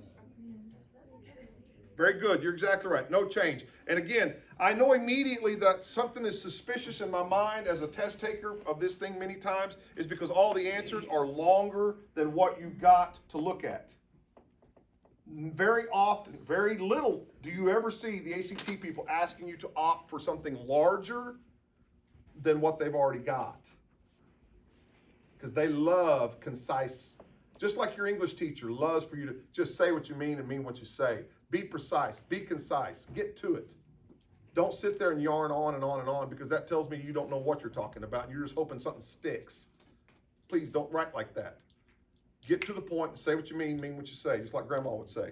And again, this is exactly right. The possessive pronoun is correct. Whose. By the way, that's what they're really asking you is whom, whose, who. That's that rule. So write that out to the side too. Whom, whose, who. That's what that is. That's that whom, whose, who rule. Okay? So there's 7. 8 and 9 are long-winded, but I'm just going to read the paragraph so I know what's going on. Over time, Partners Building evolved into a social, medical, and supply center, as well as post office, library, and herb shops. Next paragraph. Hay and On's business prospered through the turn of the century during the Great Depression and beginning in 1940s. And beginning the 1940s. That doesn't make sense. So something's just grammatically jacked up there. What's the best answer, do you think? Into. It's the shortest and it makes the most sense, and you're exactly right. It is The Great Depression was before the 1940s. Very good. Very good. That's the transition into the Great Depression. Very good. You're exactly right. Next, moving on. Because the climate in Eastern Oregon is semi-arid, the artifacts left. By the way, what's that right there that you're about to see? What's that dash called? Anybody? What's that called when you don't need it? Circle it and draw a line out to the top of the margin. That's the M dash. Circle that M dash. E-M-D-A-S-H. We don't talk about M and N much. M and N dash. M dash. I know, we don't talk about them much. Oh, I know. M and N. N dash isn't talked about a lot in the ACT, but the M dash is. Yeah, I mean, I'm just saying they may not. So the M dash is basically like parentheses. You're just you're throwing something in there that's not really going to help the story. It doesn't drive away from the story, but it does help give it a little sizzle. I don't know how else to say that. The other Mr. Dennis, guys, help me if I'm wrong. Like a comma, yeah. Would you? You can use it as a comma, but to me, I would like to see it as a parentheses because it's got to have a front end and a back end. Okay. Yeah, Here on you see the back end. Okay, so. What they will do normally on ACT is omit one of those. So. They'll omit the front or the back, and that's when you know, oh, there's the dash. Circle it. Okay. Yeah. Just call it extra information, so like, if you have. Right. That's what I'm Normally thinking. you don't see parentheses on like. It is. actual- So basically, yeah, so basically on this, if, on the ACT, not in the real world, which is what we're talking about, if they have those, they're looking for that kind of stuff. It's not important if they're missing one, that's what they're looking for. That's the what I've seen over and over is when they're testing you on the M dash, one of the dashes will be missing. Yeah, okay, And so put it in there. got it. That's what they're trying to get at. But here, I'm just showing it to you because here's a great example of how to use the M dash properly. They've done it for you. That's what I'm doing, is I'm showing you, including the gold mining tools, rare antique furniture, financial documents, and 1,000 different herbs. You can X all that out and still read this and it makes perfect sense. You can just keep on going. The artifacts left inside were preserved, period. Bam. Now they're just telling you what the artifacts were. Let's move to number 11. Although On, see, isn't that weird? But that's his name, On.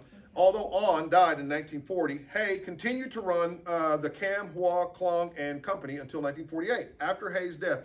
Now, right in there is a lot of complicated stuff.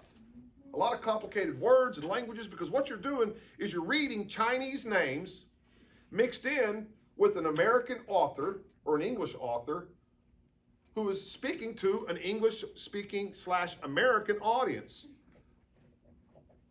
Most specifically, he's speaking to a bunch of teenagers who do not give two flips.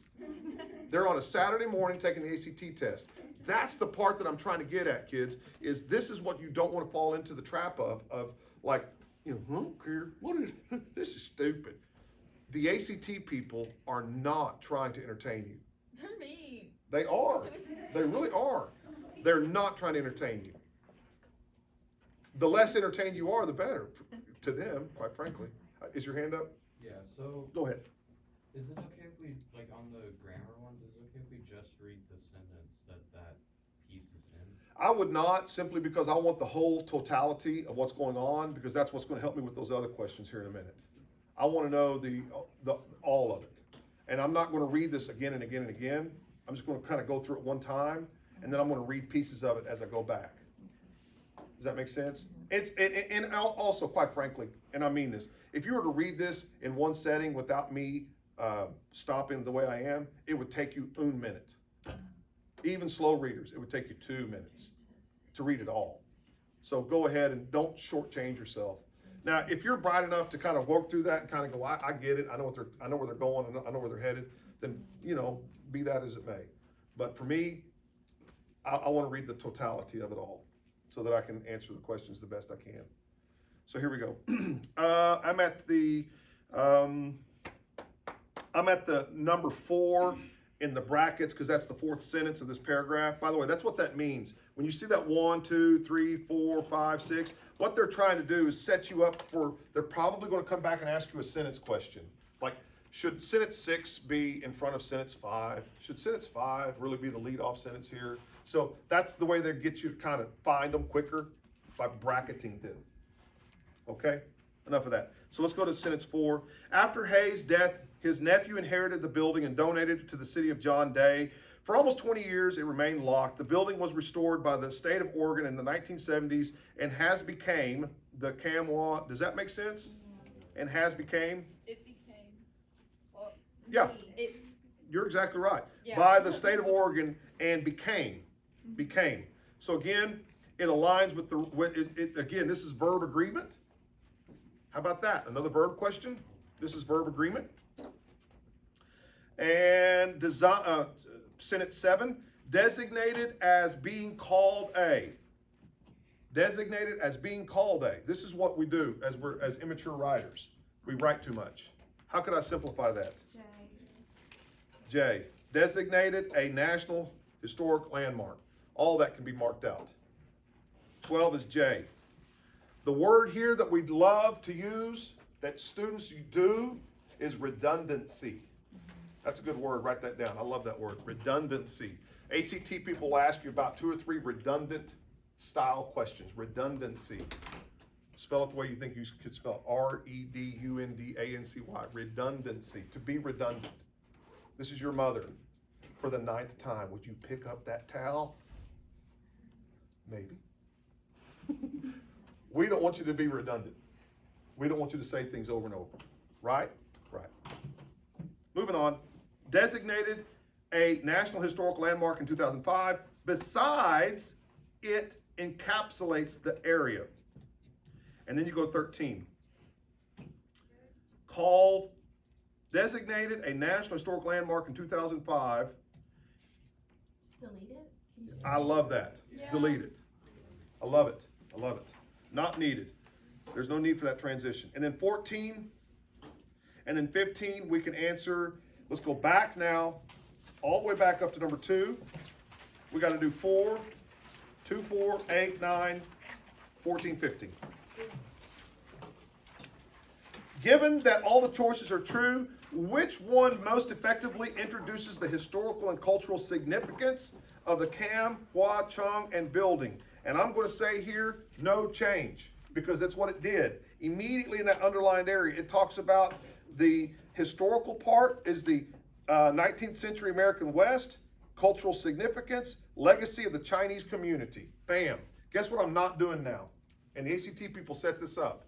I'm not reading G, H, or J, which is a lot of bleh.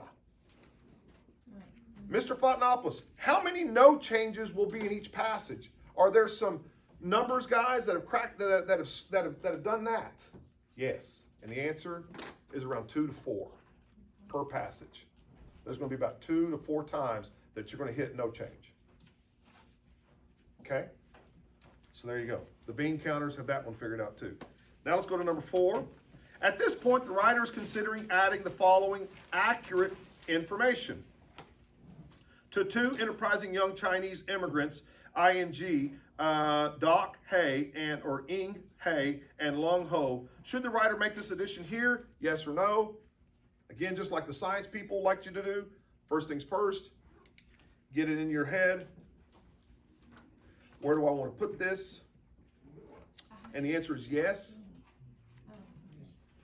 Because it builds up on a claim made about Hay and O in the preceding sentence, or because it provides a logical link to the information that follows in the essay? G.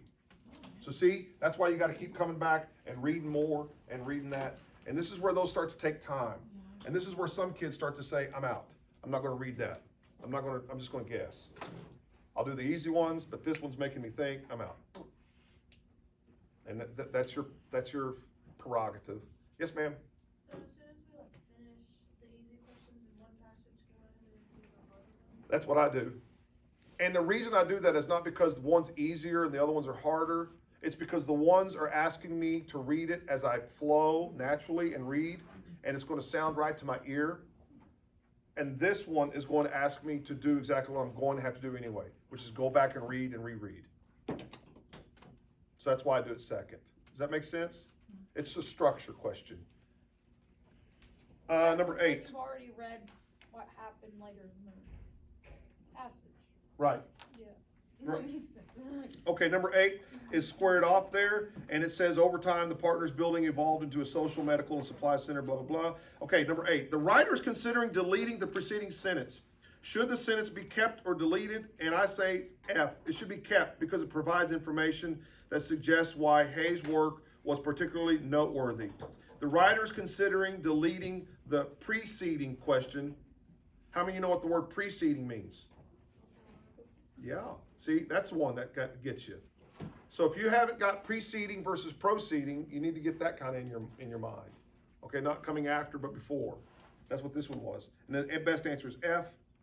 Number 9, if the writer were to delete the preceding sentence, the paragraph would primarily lose a statement, number 9, that A demonstrates the scope and the services, blah, blah, blah. Again, kind of flying through this for you right now, because this is just how Mr. Fotenopulos would do it on the day of the test. And again, I would have to go back and read this again and again. Number 14, for the sake of logic and coherence of this paragraph, sentence 2 should be placed where? Well, I got to go back up and read sentence 2. Because the climate of Eastern Europe is semi-arid, artifacts left inside were preserved. For the sake...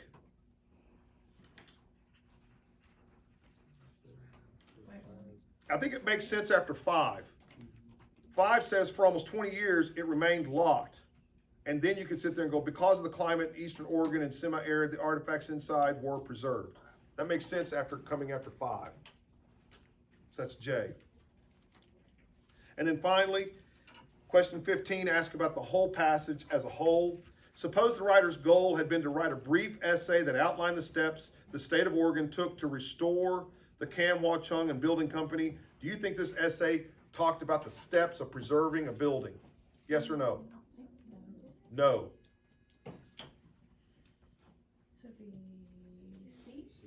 I think C is the best answer. No, because instead it focuses on describing the history of it. Does that make sense? So again, I answer the question first. I don't sit there and try to read all that mumbo jumbo. Get to that first yes or no, increase, decrease moment first, like you do in the science, and then you can answer it. Okay, enough of that. With that skill under your belt, flip it over to passage 2.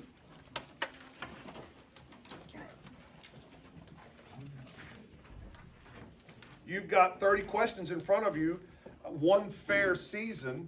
Mr. Fotenopulos believes that if you've got a 45-minute test, 5 passages in that 45-minute period, how long should a passage last? You, in your mind. Anybody want to do that high math? 5 passages into 45 minutes. About 9 minutes. 9 times 5 is 45. Ready, set, go. You got 9 minutes. 3, 2, 1, stop. Okay, that's enough of that. I'm going to run through these real quick, and I'm going to give you the correct answer I also want you at this point to get this out in front of you too, or well, if it's stapled to your stuff, I get it. We'll just look at it in a minute, okay? All right, enough of that. All right, number 1 should be H, as in hotel. That's a comma question. Number 17, their way past, as opposed to their way past. That's a there versus their question. All right, that's a, do you understand that one? Next is, 17's D. 17 is D, sorry. I'll get it right. 17 is D as in dog. 18 is G. Being that, no, yet instead of. There you go, that's what that is. 19 is A, no change. 20 is clip clop, G. Bless you is right. Yes. I think what clip clop is an idiom. I think that's trying to get at an idiom moment. Onomatopoeia. Is that what you call that? It says sensory detail, yeah. Okay, that's right. That's what I meant to say. Yes. That's not it. Yes, you're right. Onomatopoeia. Wow. Who'd have thunk of that? Let's see. Onomatopoeia. Who'd have thunk of that? Anyway, okay, number 21 is D as in dog. 22 is G. 23 is C.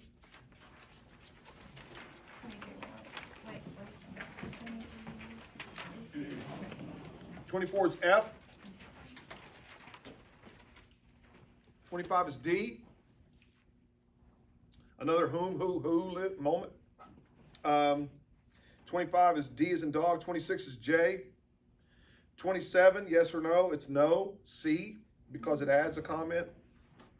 28 is H. 29 is B as in boy. And 30 is J. Anybody go 15 out of 15? Anybody go 14 out of 15? Love it. Anybody go 13? 13's got it. I know. I'll give you a minute. Let's go back again. Anybody get 15 out of 15? Yeah, there's one. Anybody get 14 out of 15? 13 out of 15? That's cool. Great. It's a great number. 12 out of 15? That's a good part. That's a good party, y'all. 11? 10? We'll stop there. Okay. So no needs. Hey, serious business. So let's do that. Let's pretend you got 10 out of 15 right. So Mr. Fotenopulos said this earlier. The English section doesn't get harder. It just gets more. So if you can keep up the rhythm of getting 10 out of 15 4 more times, that'll give you a total of how many correct? 450. Right, there's 5 of them. Right? There's 5 passages, and if you're getting 10 right in every passage, you're going to have 50. So now you can see what you're fixing to make. You're going to make around a 22/23 on the English section by missing 5. You see how I got there? Let's pretend you're a 13. You just made 13. All right, that's easy enough. Let's go 13 times 5. That's 65. You're looking at possibly making a 30 on the ACT by missing 2 per passage. You see how this is why Mr. Fotenopulos gave this to you, because I think it's very valuable on predicting where you're going to probably land. Okay? You good with that? And again, nobody's good with that. Everybody wants to continue to improve. And again, if you got 15 out of 15 on this one, it's a daunting task to think that you'll get 15 out of 15 on all of them, but you're pretty much up there at the top. I mean, you've squeezed that toothpaste up to the top. You're getting up there, right? And if you just take your time that much more, look for simple answers. I'll say that again. Simple is best. It's not convoluted. Simple is best.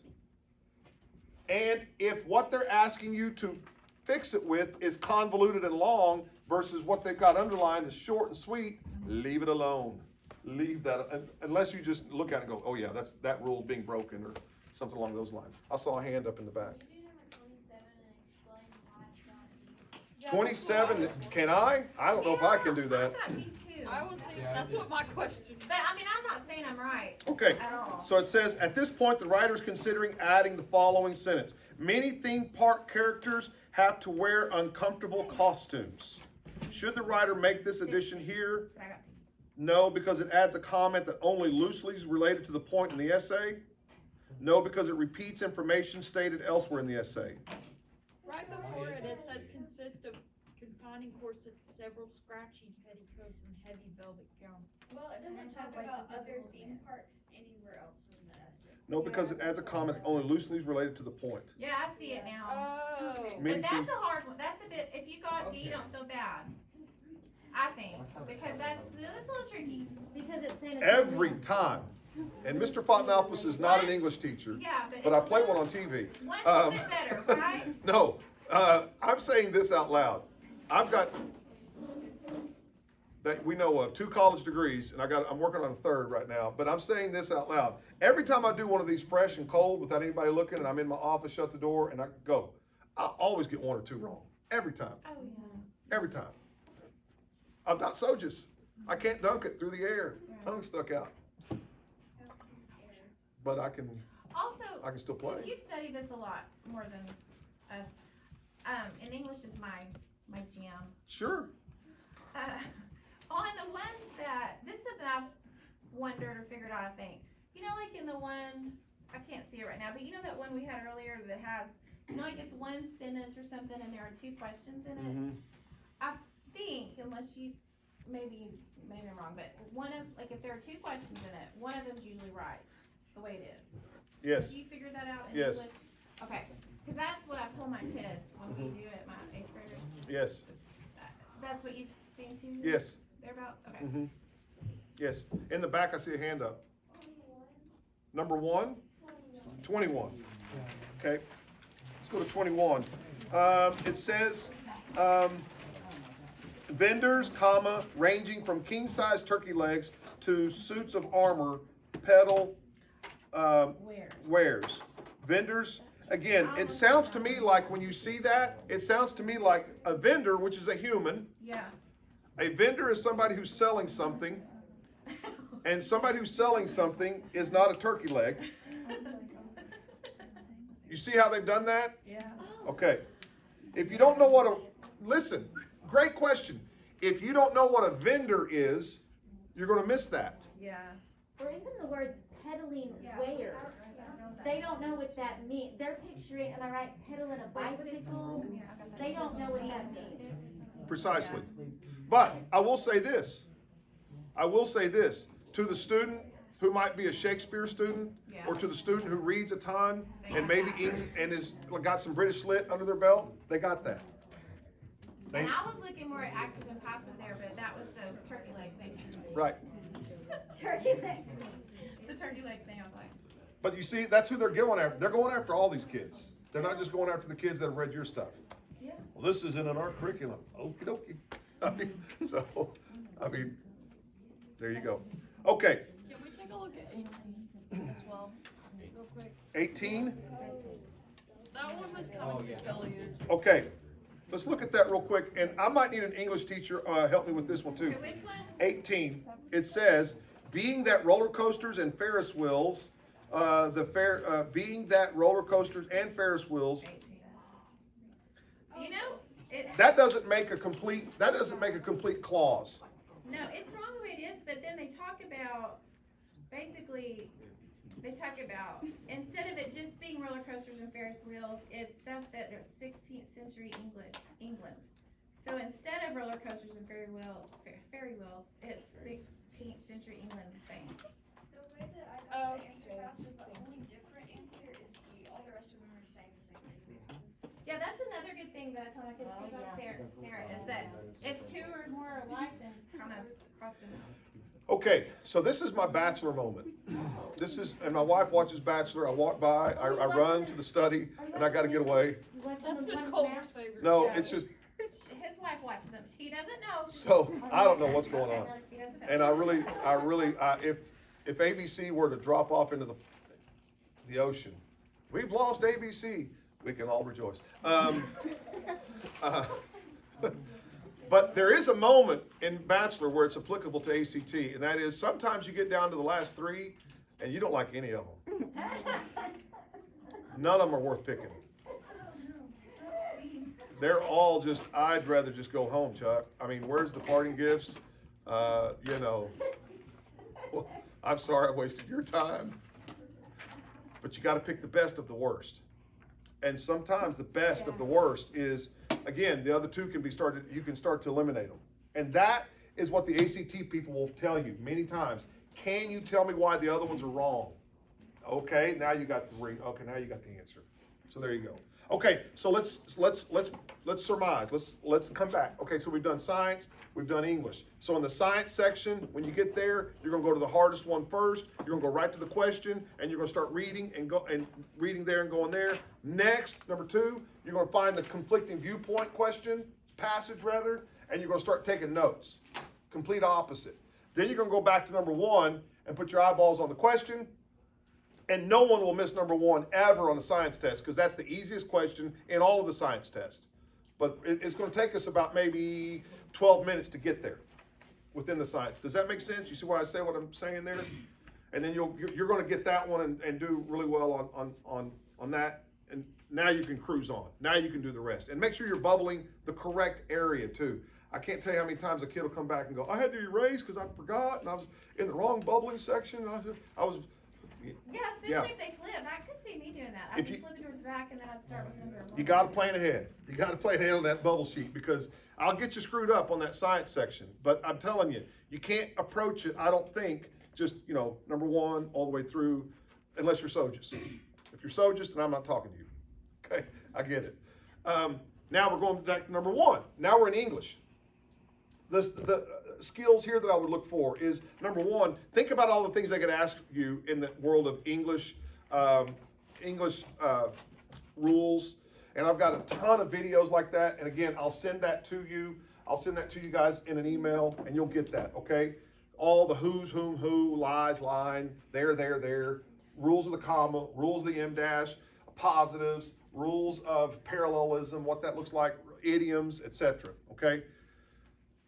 And again, we're going to start at number one and we're going to finish it. We're not going to read the directions. We're just going to start at number one and finish it. And we're going to read all the like-minded questions first and do them first, and then do the other like-minded questions second. The short ones first, which are your conventions of standard English, right? And then your structure questions last. And then go to passage 2 and do it, and passage 3 and do it. And again, keep focused on that, because I'm telling you, just like you saw, if you missed 13 out, if you got 13 out of 15, it shows to reason that you're probably going to do the same thing on all of it, unless you just get mentally fatigued and things of that nature. Are we good? We're learning something? Say, I'm learning something. I'm learning. Praise the Lord. All right, so here's the deal. Now let's take another break. It's 10:40 something. And we're going to come back and we're going to do math for just like a flight of the bumblebee moment. And then, where am I at? And then we're going to get into the reading and we'll be done. Okay? All right, so let's get back to normal here and start talking about some math. So, I have to say, if there's one section of the ACT that, in my mind, is most personal, if you will, it's the math section, okay? And the reason I say most personal is because everybody's going to have their own relationship with it. And it all depends on where you're at in your math world. I don't know where you're at in your math world. I got a feeling maybe even your own math teacher doesn't know where you're at in your math world. They might think they do, and that's a good guess. But I think you know more importantly where you're at in your math world than anybody. What I mean by that is, for instance, my son, I'll use my son as an example. When he was a 7th grader, he was in, he took some he was in advanced this and advanced that, whatever that might mean. And so he got to where he was able to do like in the 7th grade, he could do like the first 20 ACT questions on the math section, and he could get them right. I could give him just about any ACT math test and he could get the first 20 correct, okay? And I want you to think of the ACT math in 20s. By the way, we're not going to be in ACT math for long because I can't sit here and teach math and it would be fruitless. And I've got way more better videos for you to use than for me to stand up here and talk about that. But anyway, that's another story for another day. But I want you to think of it in 20s. So like 7th and 8th graders that are like in advanced math kind of stuff, they're going to probably do really well on numbers 1 through 20. So if they had the ACT test in front of them, which ones do you think they ought to slow down and really pay attention to so they make sure they get them right? I want to see where your thinking's at. If they know they can probably do numbers 1 through 20, where do you think they ought to slow down and really do and make sure that they're going to do their best on the day of the test? 1 through 20. Okay. 1 through 20. And So so that's my point is, should they save a lot of time for numbers 40 through 60? I wouldn't. Matter of fact, as soon as I got the test, if I was a 7th and 8th grader and I was already kind of in the advanced worlds of my 7th and 8th grade math, I would probably take the last 20 questions on the ACT math bubble sheet and go B all the way down. Right there. That took 1 minute. Now I've got 59 minutes to work on numbers 1 through 40. Knowing that I'm probably going to hang out in numbers 1 through 20, trying not to miss one. Right? And by the way, if I just did that with 41 through 60 and I just went straight line B's, I probably got 6 or 7 of those correct. Let's pretend I got 20 correct on 1 through 20, right? There's 27 correct. And what did I just make then on the ACT math? A 19 as a 7th grade, 8th grader. Does that make sense? yeah, he's with us. Does that make sense? Am I crazy? No, it makes sense. So that is to say, if you're a sophomore, junior, and you're in some form of advanced math, you're probably going to really be good. And I got something for you too, seniors, so don't go away from me. You're probably going to do really good, especially if you're in advanced math. You're probably going to be number 15 and number about 50, 53, somewhere in there. That's where your wheelhouse is. You got something you got to deal with, smart juniors and sophomores. You got to come back a little bit. Look at number 1. Can you do distributive properties? Can you combine like terms? You see, to a kid that's in trig, what is that? I haven't done that since the 8th grade. I know. So you got to come back a little bit. So you not only do you need to take it slow in numbers 15 through 53, but you got to really kind of keep your head on a swivel as you're kind of going through the scales there on numbers 1 through 14. And I say that because I see those kids that are in those advanced classes right now as sophomores and juniors, and they're in Algebra 2. Guess how many algebra questions there are on the ACT exam, math? I'm serious. How many algebra questions? About 7. And your whole junior year is Algebra 2. And you get done with the ACT math test, you're like, man, how did I do so poorly? Because you haven't taken an ACT math test all by itself, and you haven't studied it and looked at which ones are coming at you, and you're thinking the whole thing's algebra when it's not. When it's not. How many trig questions will be on there? That's what I was going to ask. Can you tell us kind of that breakdown-ish? Okay, I think that's what that first, if you Is it on there? Sorry. it is. Okay. Let's take a look at that. Let's go back to that first piece of paper that I gave you at the very front. Look at that math test. 60 minutes, 60 questions, and there's 5 overarching math subcategories: numbers and quantity, algebra. There's about 7 algebra questions. Functions, there's going to be about, 4. Geometry questions, about 8. Statistics and probability, there's about 4. if you want to write that down. Okay? And then, what's that word called? What's that word? Modeling. ACT modeling. If you want to write that out to your side, again, this is where the ACT people are devilish. This is where their trash can is located. Oh, that's a modeling question. No, it's not, jerkface. It's an algebra question. Oh, not entirely. So you got to know number line, and then you do the algebra. Oh, well, that's modeling. So again, if you want to go and look that up on your Googler, and all this stuff is Googleable, I would Google ACT math modeling questions, and they'll give you examples of what that looks like. And you'll see what I'm talking about is real. It's a hodgepodge of anything. And that's a lot of the ones that. That's the vast majority of the test questions, quite frankly. Okay. The vast majority are what we call modeling, and they lump them in there like that. So again, you can Google that term, and you'll get that. Okay. Okay.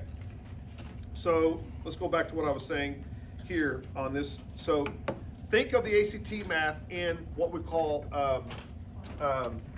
in groups of 20.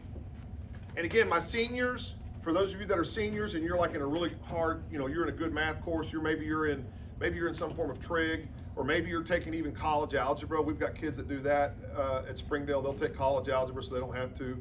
And they really start to discount math altogether on the ACT because they're like, man, I already took college algebra, made a C. I don't have to take college algebra at the university, so there's that. So I don't care what I make on the ACT math. Well, it's going to take your whole test score down if you go in there and just throw a gutter ball at it. Oh, well, okay. So maybe what you need to do is really go back and hammer 1 through 20. Because it's going to be probability stuff. There's 10 marbles in a bag, 8 are blue, 2 are blah. What's the probability? Blah, that question. There's going to be that thing. Slope intercept, that's going to be, you're going to have at least 3, possibly 4 slope intercept questions. And at some point, you're going to have to know how to use the slope intercept formula. Now, Mr. Fotenopulos, because I was raised in Fort Smith, Arkansas, I can use a lot of Fort Smith math on some of this stuff, which is to say counting, putting things, but at some point you need to know the formula. Okay, enough of that. So here's how I fix a lot of this. You can go onto YouTube and use it for good instead of evil. And what I mean by that is you can type in, as opposed to TikTok or whatever it is that we do, Snap, and the Instas and all this. I don't even know what that. I got an Instagram account, and my son and my daughter both are like, Father, when are you going to put something on Instagram? I don't know. How do you do that? What is that? I don't know what that is. I know what Twitter is, and I know what Facebook is. I'm good. And GroupMe. I'm a GroupMe person now. I get in GroupMe chats. Where are you going to? I'm here. Where are you at? I'm there. Okay, enough of that. So on YouTube, if you want to write this down at the top of your math page, page 1, where it's got number 1, at the top, you don't need to wait for any kind of email from me on this. Go to YouTube and type in Mario, M-A-R-I-O, Mario Math. And there's a little bald-headed fella, and he is going to do numbers 1 through 10. Guess which numbers 1 through 10 those are? Right here. Those 1 through 10 right there. And then he'll do numbers 11 through 20 on another video. You know how you bring up one YouTube video and it's got a series of videos over there? Yeah, it'll be over there. 11 through 20. And then when you bring that one up, it'll be 11 through 20 on this one. And then when you do 11 through 20, you'll see 21 through 30. And he'll literally walk you through every one of 1 through 60 that I've got right here for you. So you don't have to wait for a teacher that didn't teach me nothing. The teacher, shucks, they don't teach me nothing. Okay, take that, put it in a sack and burn it, because that's not going to help you anyway. What you need to do is get with this, and then when you don't understand this, now you can have an intelligent adult conversation with your math teacher who will teach you something and say, hey, I don't understand slope intercept. Can you help me? Yes, I can. As opposed to, I don't get this, which is just, makes me want to just throw up. Nobody gets any of this. So learn how to ask that question best. Again, Mario Math. or you put that in there, Mario Math, Mario ACT, however you want to say that. Then he also does something else. He's got a great video called the 21 Concepts of the ACT Math. Write that down. Mario, ACT Math, 21 Concepts. Beautiful. He is, I mean, I'm not trying to like interrupt you or anything, No, but you're not. I'm not mathy at all. I hate math. No who offense is? to you mathy people, but Lots of people. he is really good to people like me. I know some of these kids are like, ew, videos. I even understood him. What I He's would do, calm and like oh yeah, clear and simple. he doesn't talk into his shirt, or he doesn't sit there and Like, turn I away from you. understood what he said. He talks to the camera and he's talking to you, Yeah. and he writes in black and white. He's got a big whiteboard with black, you It can really see it is really good. well. Yeah. Yeah, And what you can do is work number 1 and then hit play. yeah. And you go, okay, I got that right. Let's pause it. Work number 2, hit play. All right. And then as you go along, you'll start to see where you are in a mess. I don't know what number 4 is getting at. Hit number 4. Oh, that's what that is. Are you with me? Again, it's great learning. And here's the thing. They're going to ask the same questions on the next ACT. That's the part that I really want to drive through your skull. They're going to ask the same questions. So if you're missing it with Mario, you're going to miss it again. If you're missing it with Mario, you'll miss it again. If you're getting it right with Mario, you'll get it right. Are you with me? Because they're going to ask the same question. They're just going to ask it in a different way. Instead of maybe asking, maybe here's what they'll do. Instead of you solving an equation, maybe they'll ask you to write the equation. Does that make sense? Like they'll give you this data, but now with that, how would you write that equation? Oh, this is how you do that. So they'll just flip-flop it. Okay. So how many, here's one. How many imaginary number questions are there going to be? How many finite questions are there going to be? Maybe 2, and they're at the very end.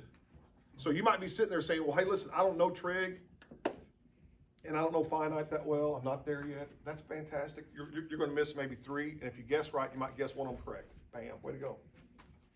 Makes sense? So don't lose your mind over that one. So again, the math is totally up to you. It's so personal. You know where you're at in math. Now I'll go full circle. Now my son he's sitting there at age, like I said, he's a 10th grader. He can literally go from 1 to 40 and he won't miss one. And again, he won't. I've done it several times with him now. But when he gets to 41, there we go. Start squirting a little oil out of there. And then he'll get it back together. And what he does is what a lot of good math students are, whoever you are, and you're a good math student, you're in those difficult math courses, etc. You're just going to make a mistake. And that's the next thing I would say is slow it down. Slow it down. And then that's when I ask my son, Jake, can you finish the math test? And he'll look at you and go, no, I can't. And he can go 1 through 40 and get them all right.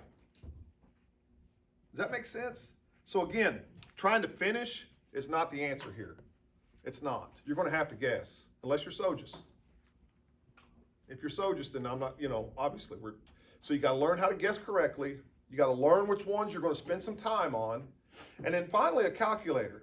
Bring the calculator that if you're going to use a calculator, which I highly recommend, because you're going to have to compute some big numbers, you need to bring that TSI, that Texas Instrument. There's a big long list of them that you can bring.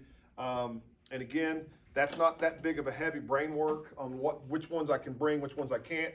It's real simple. It's like this. If your calculator can communicate to someone else, like text to someone else, you can't bring it. If you can print something off of your calculator and take that piece of paper and hand it to someone, you can't bring it. If your calculator will compute and no one else can see that, no one in Wisconsin or Hawaii or California or right next door to you, if they can't see your answer, then you can probably bring that. Mr. Fotenopulos, I've got a calculator and you can actually put formulas in it. They don't care. They don't care. All day, every day. They don't care. They're banking on the fact that you're probably not going to have time to remember the formula or to use it correctly. Or if you do, then praise the Lord for you and you get rewarded for that. Most of the time, it's not the answer they're looking for. It's a step. It's can you follow those steps out, which is what that is. So again, knowing the formula and being able to use it and all that kind of stuff, well, that's huge. Having a calculator that can house all that, that's huge. Not having it go dead on you during the test, that's huge. not having something like that in your hand, and today on the test is the first day, you know, you've used it, like you're looking for the equal sign, and you're like, equals, where is it at? Is that not your calculator? I never used it before. 2 minutes have gone by. Better start to just, you know, whatever, counting. Anyway, you get my point. So again, use your calculator before you go in. Make sure it's squared away. If you've got a nerd friend with you, or Google it. How can I, here's Googleable, how can I, or programming my calculator for the ACT. Are there videos for that, Mr. Fotenopulos? All day. All day. Okay? You certainly can. So again, use that to your best, to your advantage. So there you go. So that's the math section. And I could give you, and you got the answers, but again, more importantly, you got the videos that go with that test right there. And then when you get done with that test, simply Google YouTube full ACT math tests. And there's teachers out there all over that's done that stuff. And so you can just sit there and just hit pause and write it down and see what you do and continue. Because I can't do math without an instructor. Me. You might be able to, but I got to have an instructor kind of walk me through stuff. So there you go. Any questions on that? How we feeling? Good? It's 11:05. I was hoping to be out of here about 11:30. I think that's kind of what Mr. Price had led me to believe that was our stop time. When do y'all do lunch as humans? They have 4 different lunch times, so Well, what's your lunchtime? start it at 10:20 and gets done at 1. Y'all eat lunch at 10:20? The race in there does, yeah. Praise the Lord. That's wrong. That's brunch. Well, Yeah, it's because during COVID, you could put more in there, and we didn't have to do that, but because of COVID, they're not allowed to put a certain number in the cafeteria. So they have to, it's over 3 hours. Oh, wow. Okay. So when can you go eat lunch? Or when, in that 11:30 moment, is that a lunch moment, or is that right in the? It's gonna be, all of them will have, there's 4 different times in here. One of them's 10:20, one of them's right now, one of them's 11:45, one of them's 12:20. Okay, well, we'll try to do the 11:45. We'll try to be gracious to that. That gives us 37 minutes here to do reading, okay? How y'all feel about that? Feeling good? I don't. Okay. Okay. So up here in the front, and you guys can't see too well because you're blank, but you'll get what I'm saying. So the first one, these are the 4 tests. These are the 4 sections, if you will, of the reading, and they're all 10 questions. They all have somewhere approximately about 870 words per little story, and they got 10 questions each. So that's 40 questions, and it's going to be 35 minutes. So according to the ACT people, if all things were equal, they would want you to read these sections and answer those questions in about 8 minutes and 33 seconds per. If you did that 4 times, you would be able to knock out the ACT reading. Okay, again, this is where we're going to have to start figuring out Mr. Fotenopulos' question. How strong of a reader are you? Okay? And this is where a lot of kids that's never been to one of these little boot camps will go right into a ditch, I think. Because what they'll start to do is get there and they're going to start reading the directions right here at the literary narrative. And they're going to probably about 15 minutes later look up and go, okay, I got about half of these done and I got this left to go. And then now they start getting defeated and, life's over, or ACT life is over. I think you need a game plan. I think you need a real game plan here for this one. It's kind of like science. Mr. Fotenopulos told you earlier that if you're going to do the science thing, you go to the hardest one first. Well, there's no such thing as the hardest one here. They're all equally hard. And I'm going to say this, they're all equally boring. And I mean that, mind-numbingly boring. At the point of who cares.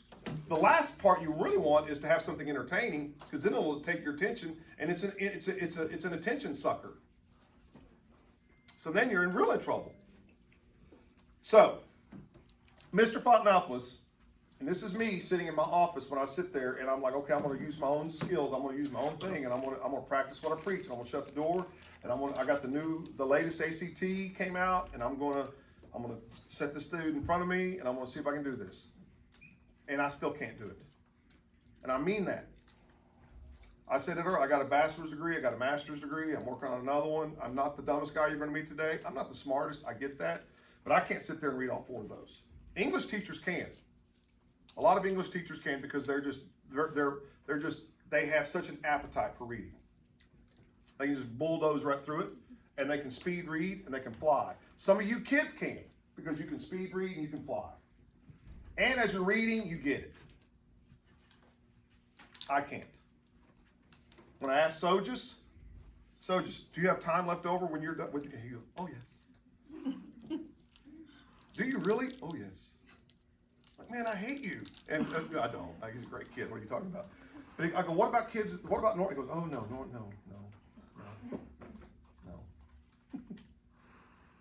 So that's where we got to start. Okay, you can't play basketball like Michael Jordan, but you can still play. So let's find out how to play. All right.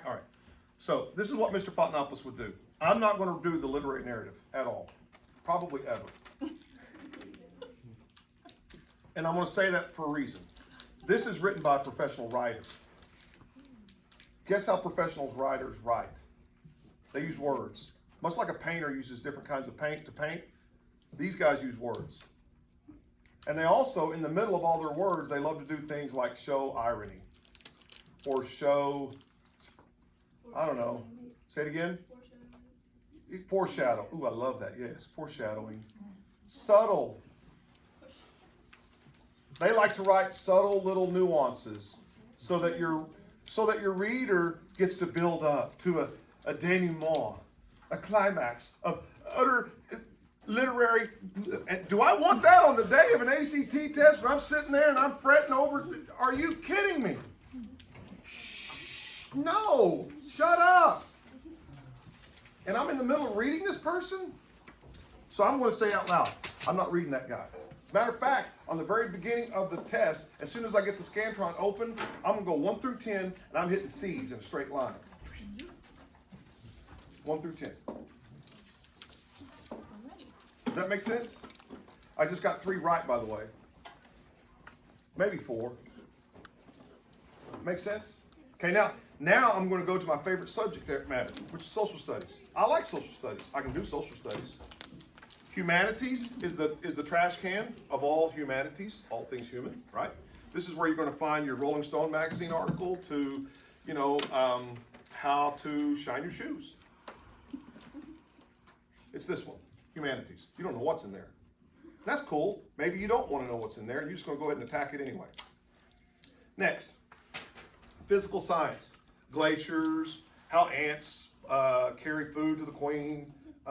Anything that's not biology, quite frankly, because the biology is relegated to what section? Science. The science section. Very good, yeah. So again, I'm probably not going to do that one because I don't want to get, it's going to be beautiful writing. It might be something from Harper Lee. It might be something from Steinbeck, who I love. Try to read a Steinbeck novel every summer. Everybody, listen to me. Try to read a Steinbeck novel every summer. It'll do your world that much. You'll just walk around going, I'm better. I'm better. And when you talk to somebody, you'll go, I'm better than you.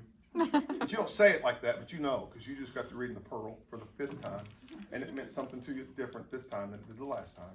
You just read Red Pony again, and guess what? There was another Red Pony you found in Red Pony. Yep. Anyway, he could be in there. I'm not reading it on the ACT test. I'm not. Okay? Because it's going to get me off. Now you might be able to do it, but he's going to. I promise you, I'm going to spend 15 minutes in that. And then somewhere in there's going to be 3 questions that I just don't get because somewhere in there's tied up a bunch of nuance. No, I'm not doing that one. But I will do this one. And now now you're starting to play a game with yourself. Okay? I can do 11 minutes. I can do 10 minutes. I can do 9 minutes. And I'll come back over here, and now I can start hunting and pecking out of the answers that they have that say go to this line and go to that line. Now I'll go to that line and go to that line, and I'll get 3 or 4 more correct. And that'll take me about 5 minutes. that make sense? Now I've done my 35 minutes.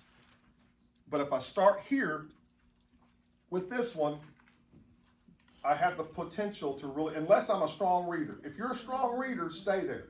Then I'm not talking to you. But if you're like a normal person, and you're like, you know, and you're going to like, okay, this is, how do I do this? Okay, pick the one that you like the most, whatever the subject matter is. Some of you, and I saw this, I said physical science, and I saw people shaking their head. Oh, that's cool, I can get into that. You sure? Load up right there. It's all you. By the way, these are not written by professional writers. These are written by professional historians. That one could be a professional writer. Could be a writer for like a magazine or something like that. Okay. So you might get involved in some nuance and some weirdo stuff.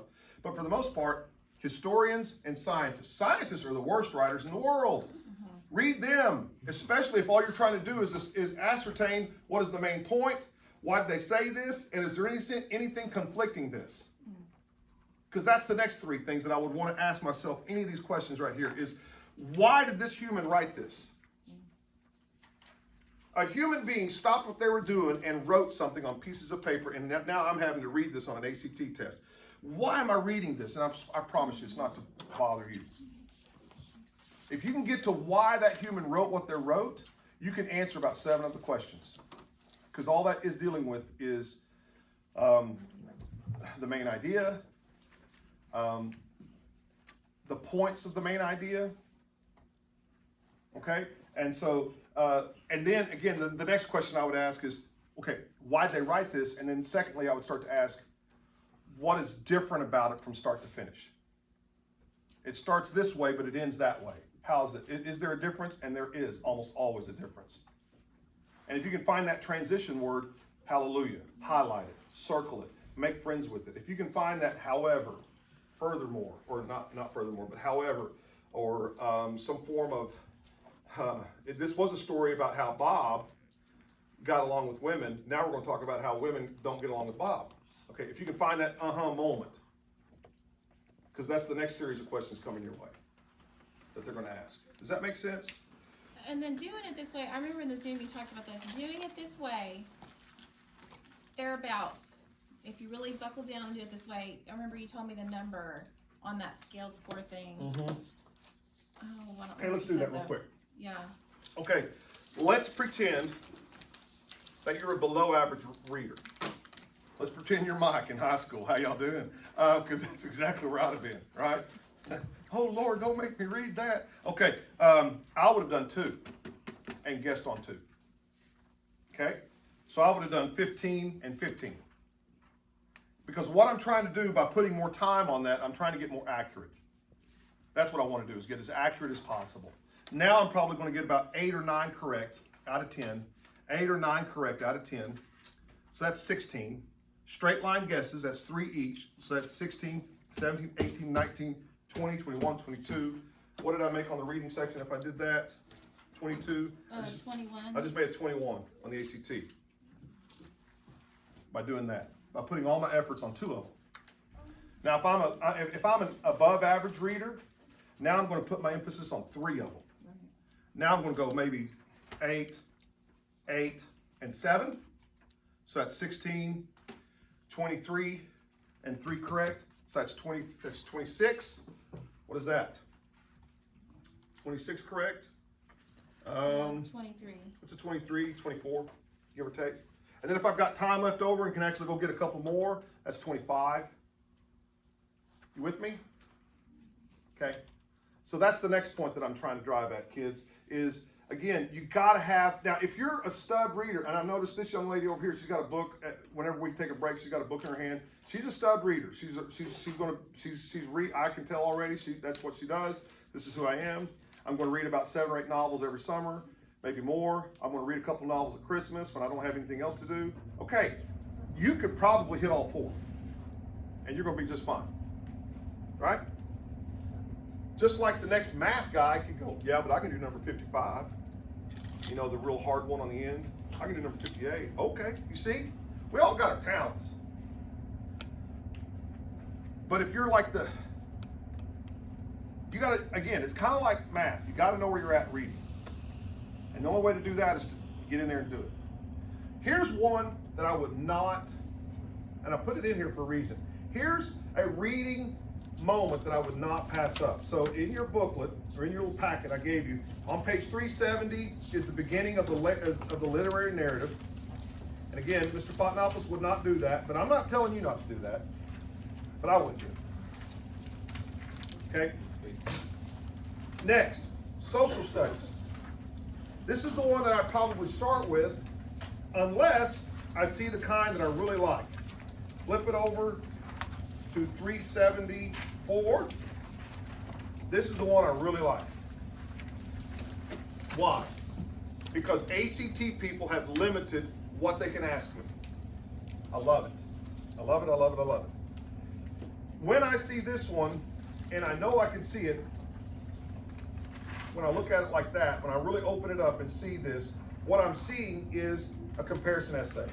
I'm seeing two little articles within the same reading. I know I've got a comparison essay on my hands, and I love that because I know they're limited in what they can ask me. Also, I can do this in chunks. I can read passage 1 or passage A by Vivian Gornick, and I can do that in 1, 2, 3, 4, 5 paragraphs and answer 1, 2, 3, 4 questions. And then I can go back and read 1, 2, 3 paragraphs, and I can answer the next 3 questions. And then I know the last 3 questions are going to be about both of them, either being similar or different. I promise you. I can predict the questions because it's a comparison essay. They're wanting me to understand the main idea and how it's similar and different from the other one. They can't ask any more questions than that because they can only ask me 10 questions. So immediately, when I can limit the teacher from screwing with me, I'm going to do that. So flip through and find that if it's there. If they have it in the But test. they may not always have They it. may not always have it in the test. And if that's the case, and I've had kids come back, Mr. Fotenopulos, they didn't have that comparison in the reading. I know, what'd you do? I did the social studies first. Okay, good. So this is what I would do. Mr. Fotenopulos would now go here first, social studies second, physical science third, and then back to the first one and do it last. How contradicting is that to the kid that doesn't come to one of these things and they just sit there, open up page 1 and start reading their directions and start getting involved in the narrative, dude. And the next thing you know, here's Timmy in a cave. Ooh, hope he gets out. Ooh, looks up at the clock. Crap, 20 minutes is gone. True? Does that happen? All day. Again, do you think the ACT people have created a test that would see if it benefits those students who plan ahead? Much like those kids that when they go to college, they have a plan ahead. You see what's going on here? You can't just roll in there acting like, just give me that test. Soldiers can. But unless you're soldiers, you might be. Who knows? Okay, so with that said, let's do this one that I want to do. Okay? Let's see if we can do it, and let's see how good we can do it at. Okay? Passage A and passage B, I want to make sure we're all on the same page. I want us on page 374, 375. Mr. Fotenopulos, do you take notes? I do. Mr. Fotenopulos, do you write on the test? I do. Why do you do that, Mr. Fotenopulos? Because I want to engage in the test. I want to be an active reader. I'm not passive. I used to have a young man that sat in my AP World History class, and he would take tests like this. I never understood this kid. He was quite unique. And he would sit there, and he'd put his feet up. He's a little bitty fella. And he'd put his feet up, and he would sit like this, and the test would be here like this. And he would.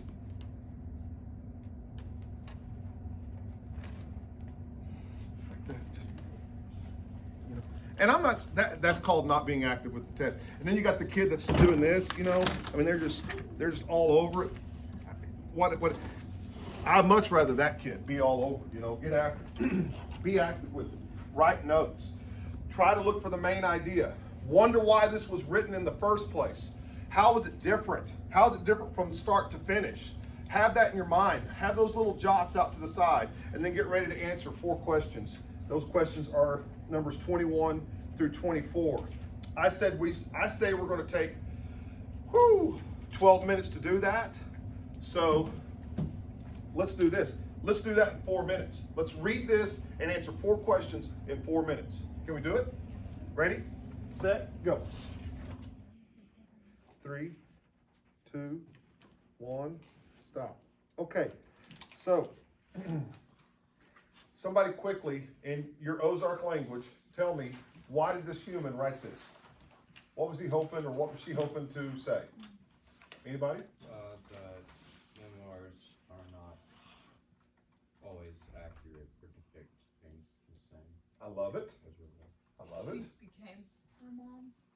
That was a big thing. Okay, There's a deeper meaning to it than okay. what it's saying. Are memoirs straight from history, or are they organic? They're kind of tweaked. Mm-hmm. That's what I think they're going at. Yep. Did you see a change in the way that they talked from the beginning to the end? Was there a message being said at the beginning that wasn't said at the end? Or did it stay the same? Vice versa. I don't, well, let's go to the answers. 21. Raise your hand if you think it's A. Raise your hand if you think it's B. It is B. Very good. 22. Raise your hand if you think it's F.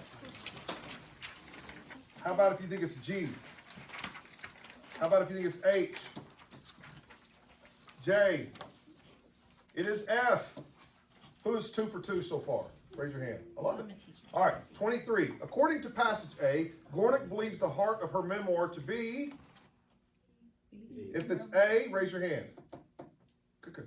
B, raise your hand. I love it. B's have it. Who's 3 for 3? Okay. 24. According to passage A, Gornick believes the memoirs belong in the category of journalism, personal diaries, historical narratives, or literature. Very good. You're exactly right. By the way, that's right there on line 42. Okay, so that's why I like doing these, because I read a little bit, go answer questions. Read a little bit, go answer questions, because that's exactly, and now you're fixing to compare the two, right? Because that's what this is. This is going to be a comparison essay. So now we spent 5 minutes on kind of a big one. Now let's spend 4 minutes on the smaller one, okay? So we're going to do B and answer those next 3 questions, 25, 26, 27. Let's go back and read Jacqueline Tarboner Curbin and see what she says, maybe about memoirs. Ready? Go. 3, 2, 1, stop. Okay, so let's get in here. Let's answer number 25. According to the passage B, the protagonists in Hemingway's fictions are often, who thinks A? Raise your hand. B? C? Raise your hand. Very good. That's it. 26. Based on the passage B, the question of accuracy in a movable feast is particularly difficult because, who thinks it's F? You're exactly right. 27. Which of the following statements best expresses the opinion the author of passage B seems to have about a movable feast? Which of the following statements best expresses the opinion the author has? Is it A? Raise your hand. How about B? Raise your hand. Awesome. You're exactly right. So, who so far is 7 for 7? Love you. You're doing great. 6 for 7. Not bad. Very good. All right. Now we're going to go 2 minutes, and we're going to answer the last 3. And for extra credit, out in the margins, put an S or a D if it's a similar question or a difference question. Ready, set, go. You just got to answer 3 questions in 2 minutes. And you've already read everything. Go. 3, 2, stop. Okay. Throughout this entire reading, we've had 11 minutes of reading and answering questions. 11. Who, and please, this is a safe place, who needs more time for this one? 1 person. 2 people. How much more time? Like a minute? And you need another minute or half. So that is how that would work for you. Who here, this was too much time and you needed a minute less? Raise your hand. How about 2 minutes less? I was Probably. thinking about 1:30. Okay. Okay. Do you see now why we're doing what we're doing? Because again, you don't know what it's going to take to get this thing done, but you want to be as accurate as possible on this one. You want to be as accurate as you can because it's broken down for you in such a way that you can predict the questions. As a matter of fact, how many of these, out of the 3, how many were similarity questions? 2. I say 3 of them. That's a, yeah, I got all 3. I think the last one's a similarity question. It's a similarity question to something that's out there. Because see what it's really asking you? So Number most closely echoed. Which passes most closely echoes? Boom. So there's 3 similarity questions. So see, you can already tell. That's why when you see these on the ACT, many kids see 2 columns squared off boxes above the questions, and they just run. They're like, I ain't answering that, man. That's going to be hard. And I'm like, dude, that's the easy one. Because you can predict the questions. It's main idea stuff, similarities and differences. I promise you. Okay, let's see what we got. 28. If you think it's F, raise your hand. No. Wait, what? I don't know. 28. If you think it's F, raise your hand. G, H, how about J? The J's have it. J's win. Yep. It's a tough one. That one's a splitting of the hair. And you're always going to have that in the reading section. You're always going to have about 2 questions that are extremely lava lampy, nooshy. You know what I'm saying? I mean, trying to catch a scorpion kind of thing. I got to get it, but it's going to sting. Okay, number 29. Based on the passages, it can most reasonably be inferred, blah, blah, blah, blah, blah. Who thinks A? B? C? You're right, it's C, very good. And finally, number 30, another author wrote, this is just like the science section, don't you think? This was hard. But isn't this like science? Split on that. 28 was. Isn't this like science though? Because they did the same thing. They sit there and they go, if another science project were to, if another scientist were to, blah, blah, blah, blah. They're just asking you to predict. That's all this is. So again, if another author were to write the following about the role of the truth in the memoir, that is to say, a memoir is a story, not a history, and a real life doesn't play out as a story, what passage most closely echoes the view presented in this passage? I hope you picked G, passage A, because it stresses that what happens in life is only the raw for the memoirist. G as in, good Lord, this is over. Line 39 through 41, if you want to go be exact. There it is. That was hard. Okay. So, if you got something out of this today, say I got something out of this. I got something out of this too. Y'all are awesome. Y'all are awesome kids. And I think you're going to do great on this thing called the ACT. Up here on this white table, I've left my name, my email, and you can just come by with your phone and take a picture of it. If you want to email me about anything ACT, scholarships, university of, please reach out. I'm going to be shooting an email to the emails that I've already been sending, Right. and I'm going to hit you with all the things that I said I was going to give you. The PDF of this book. Let's see. Thank you, Mr. Fotenopulos. Mr. Fotenopulos, thank you. Hey, if you can say Annapolis, if you can say Minneapolis, you can say Fotenopulos. There you go. It's all really good. Thank you.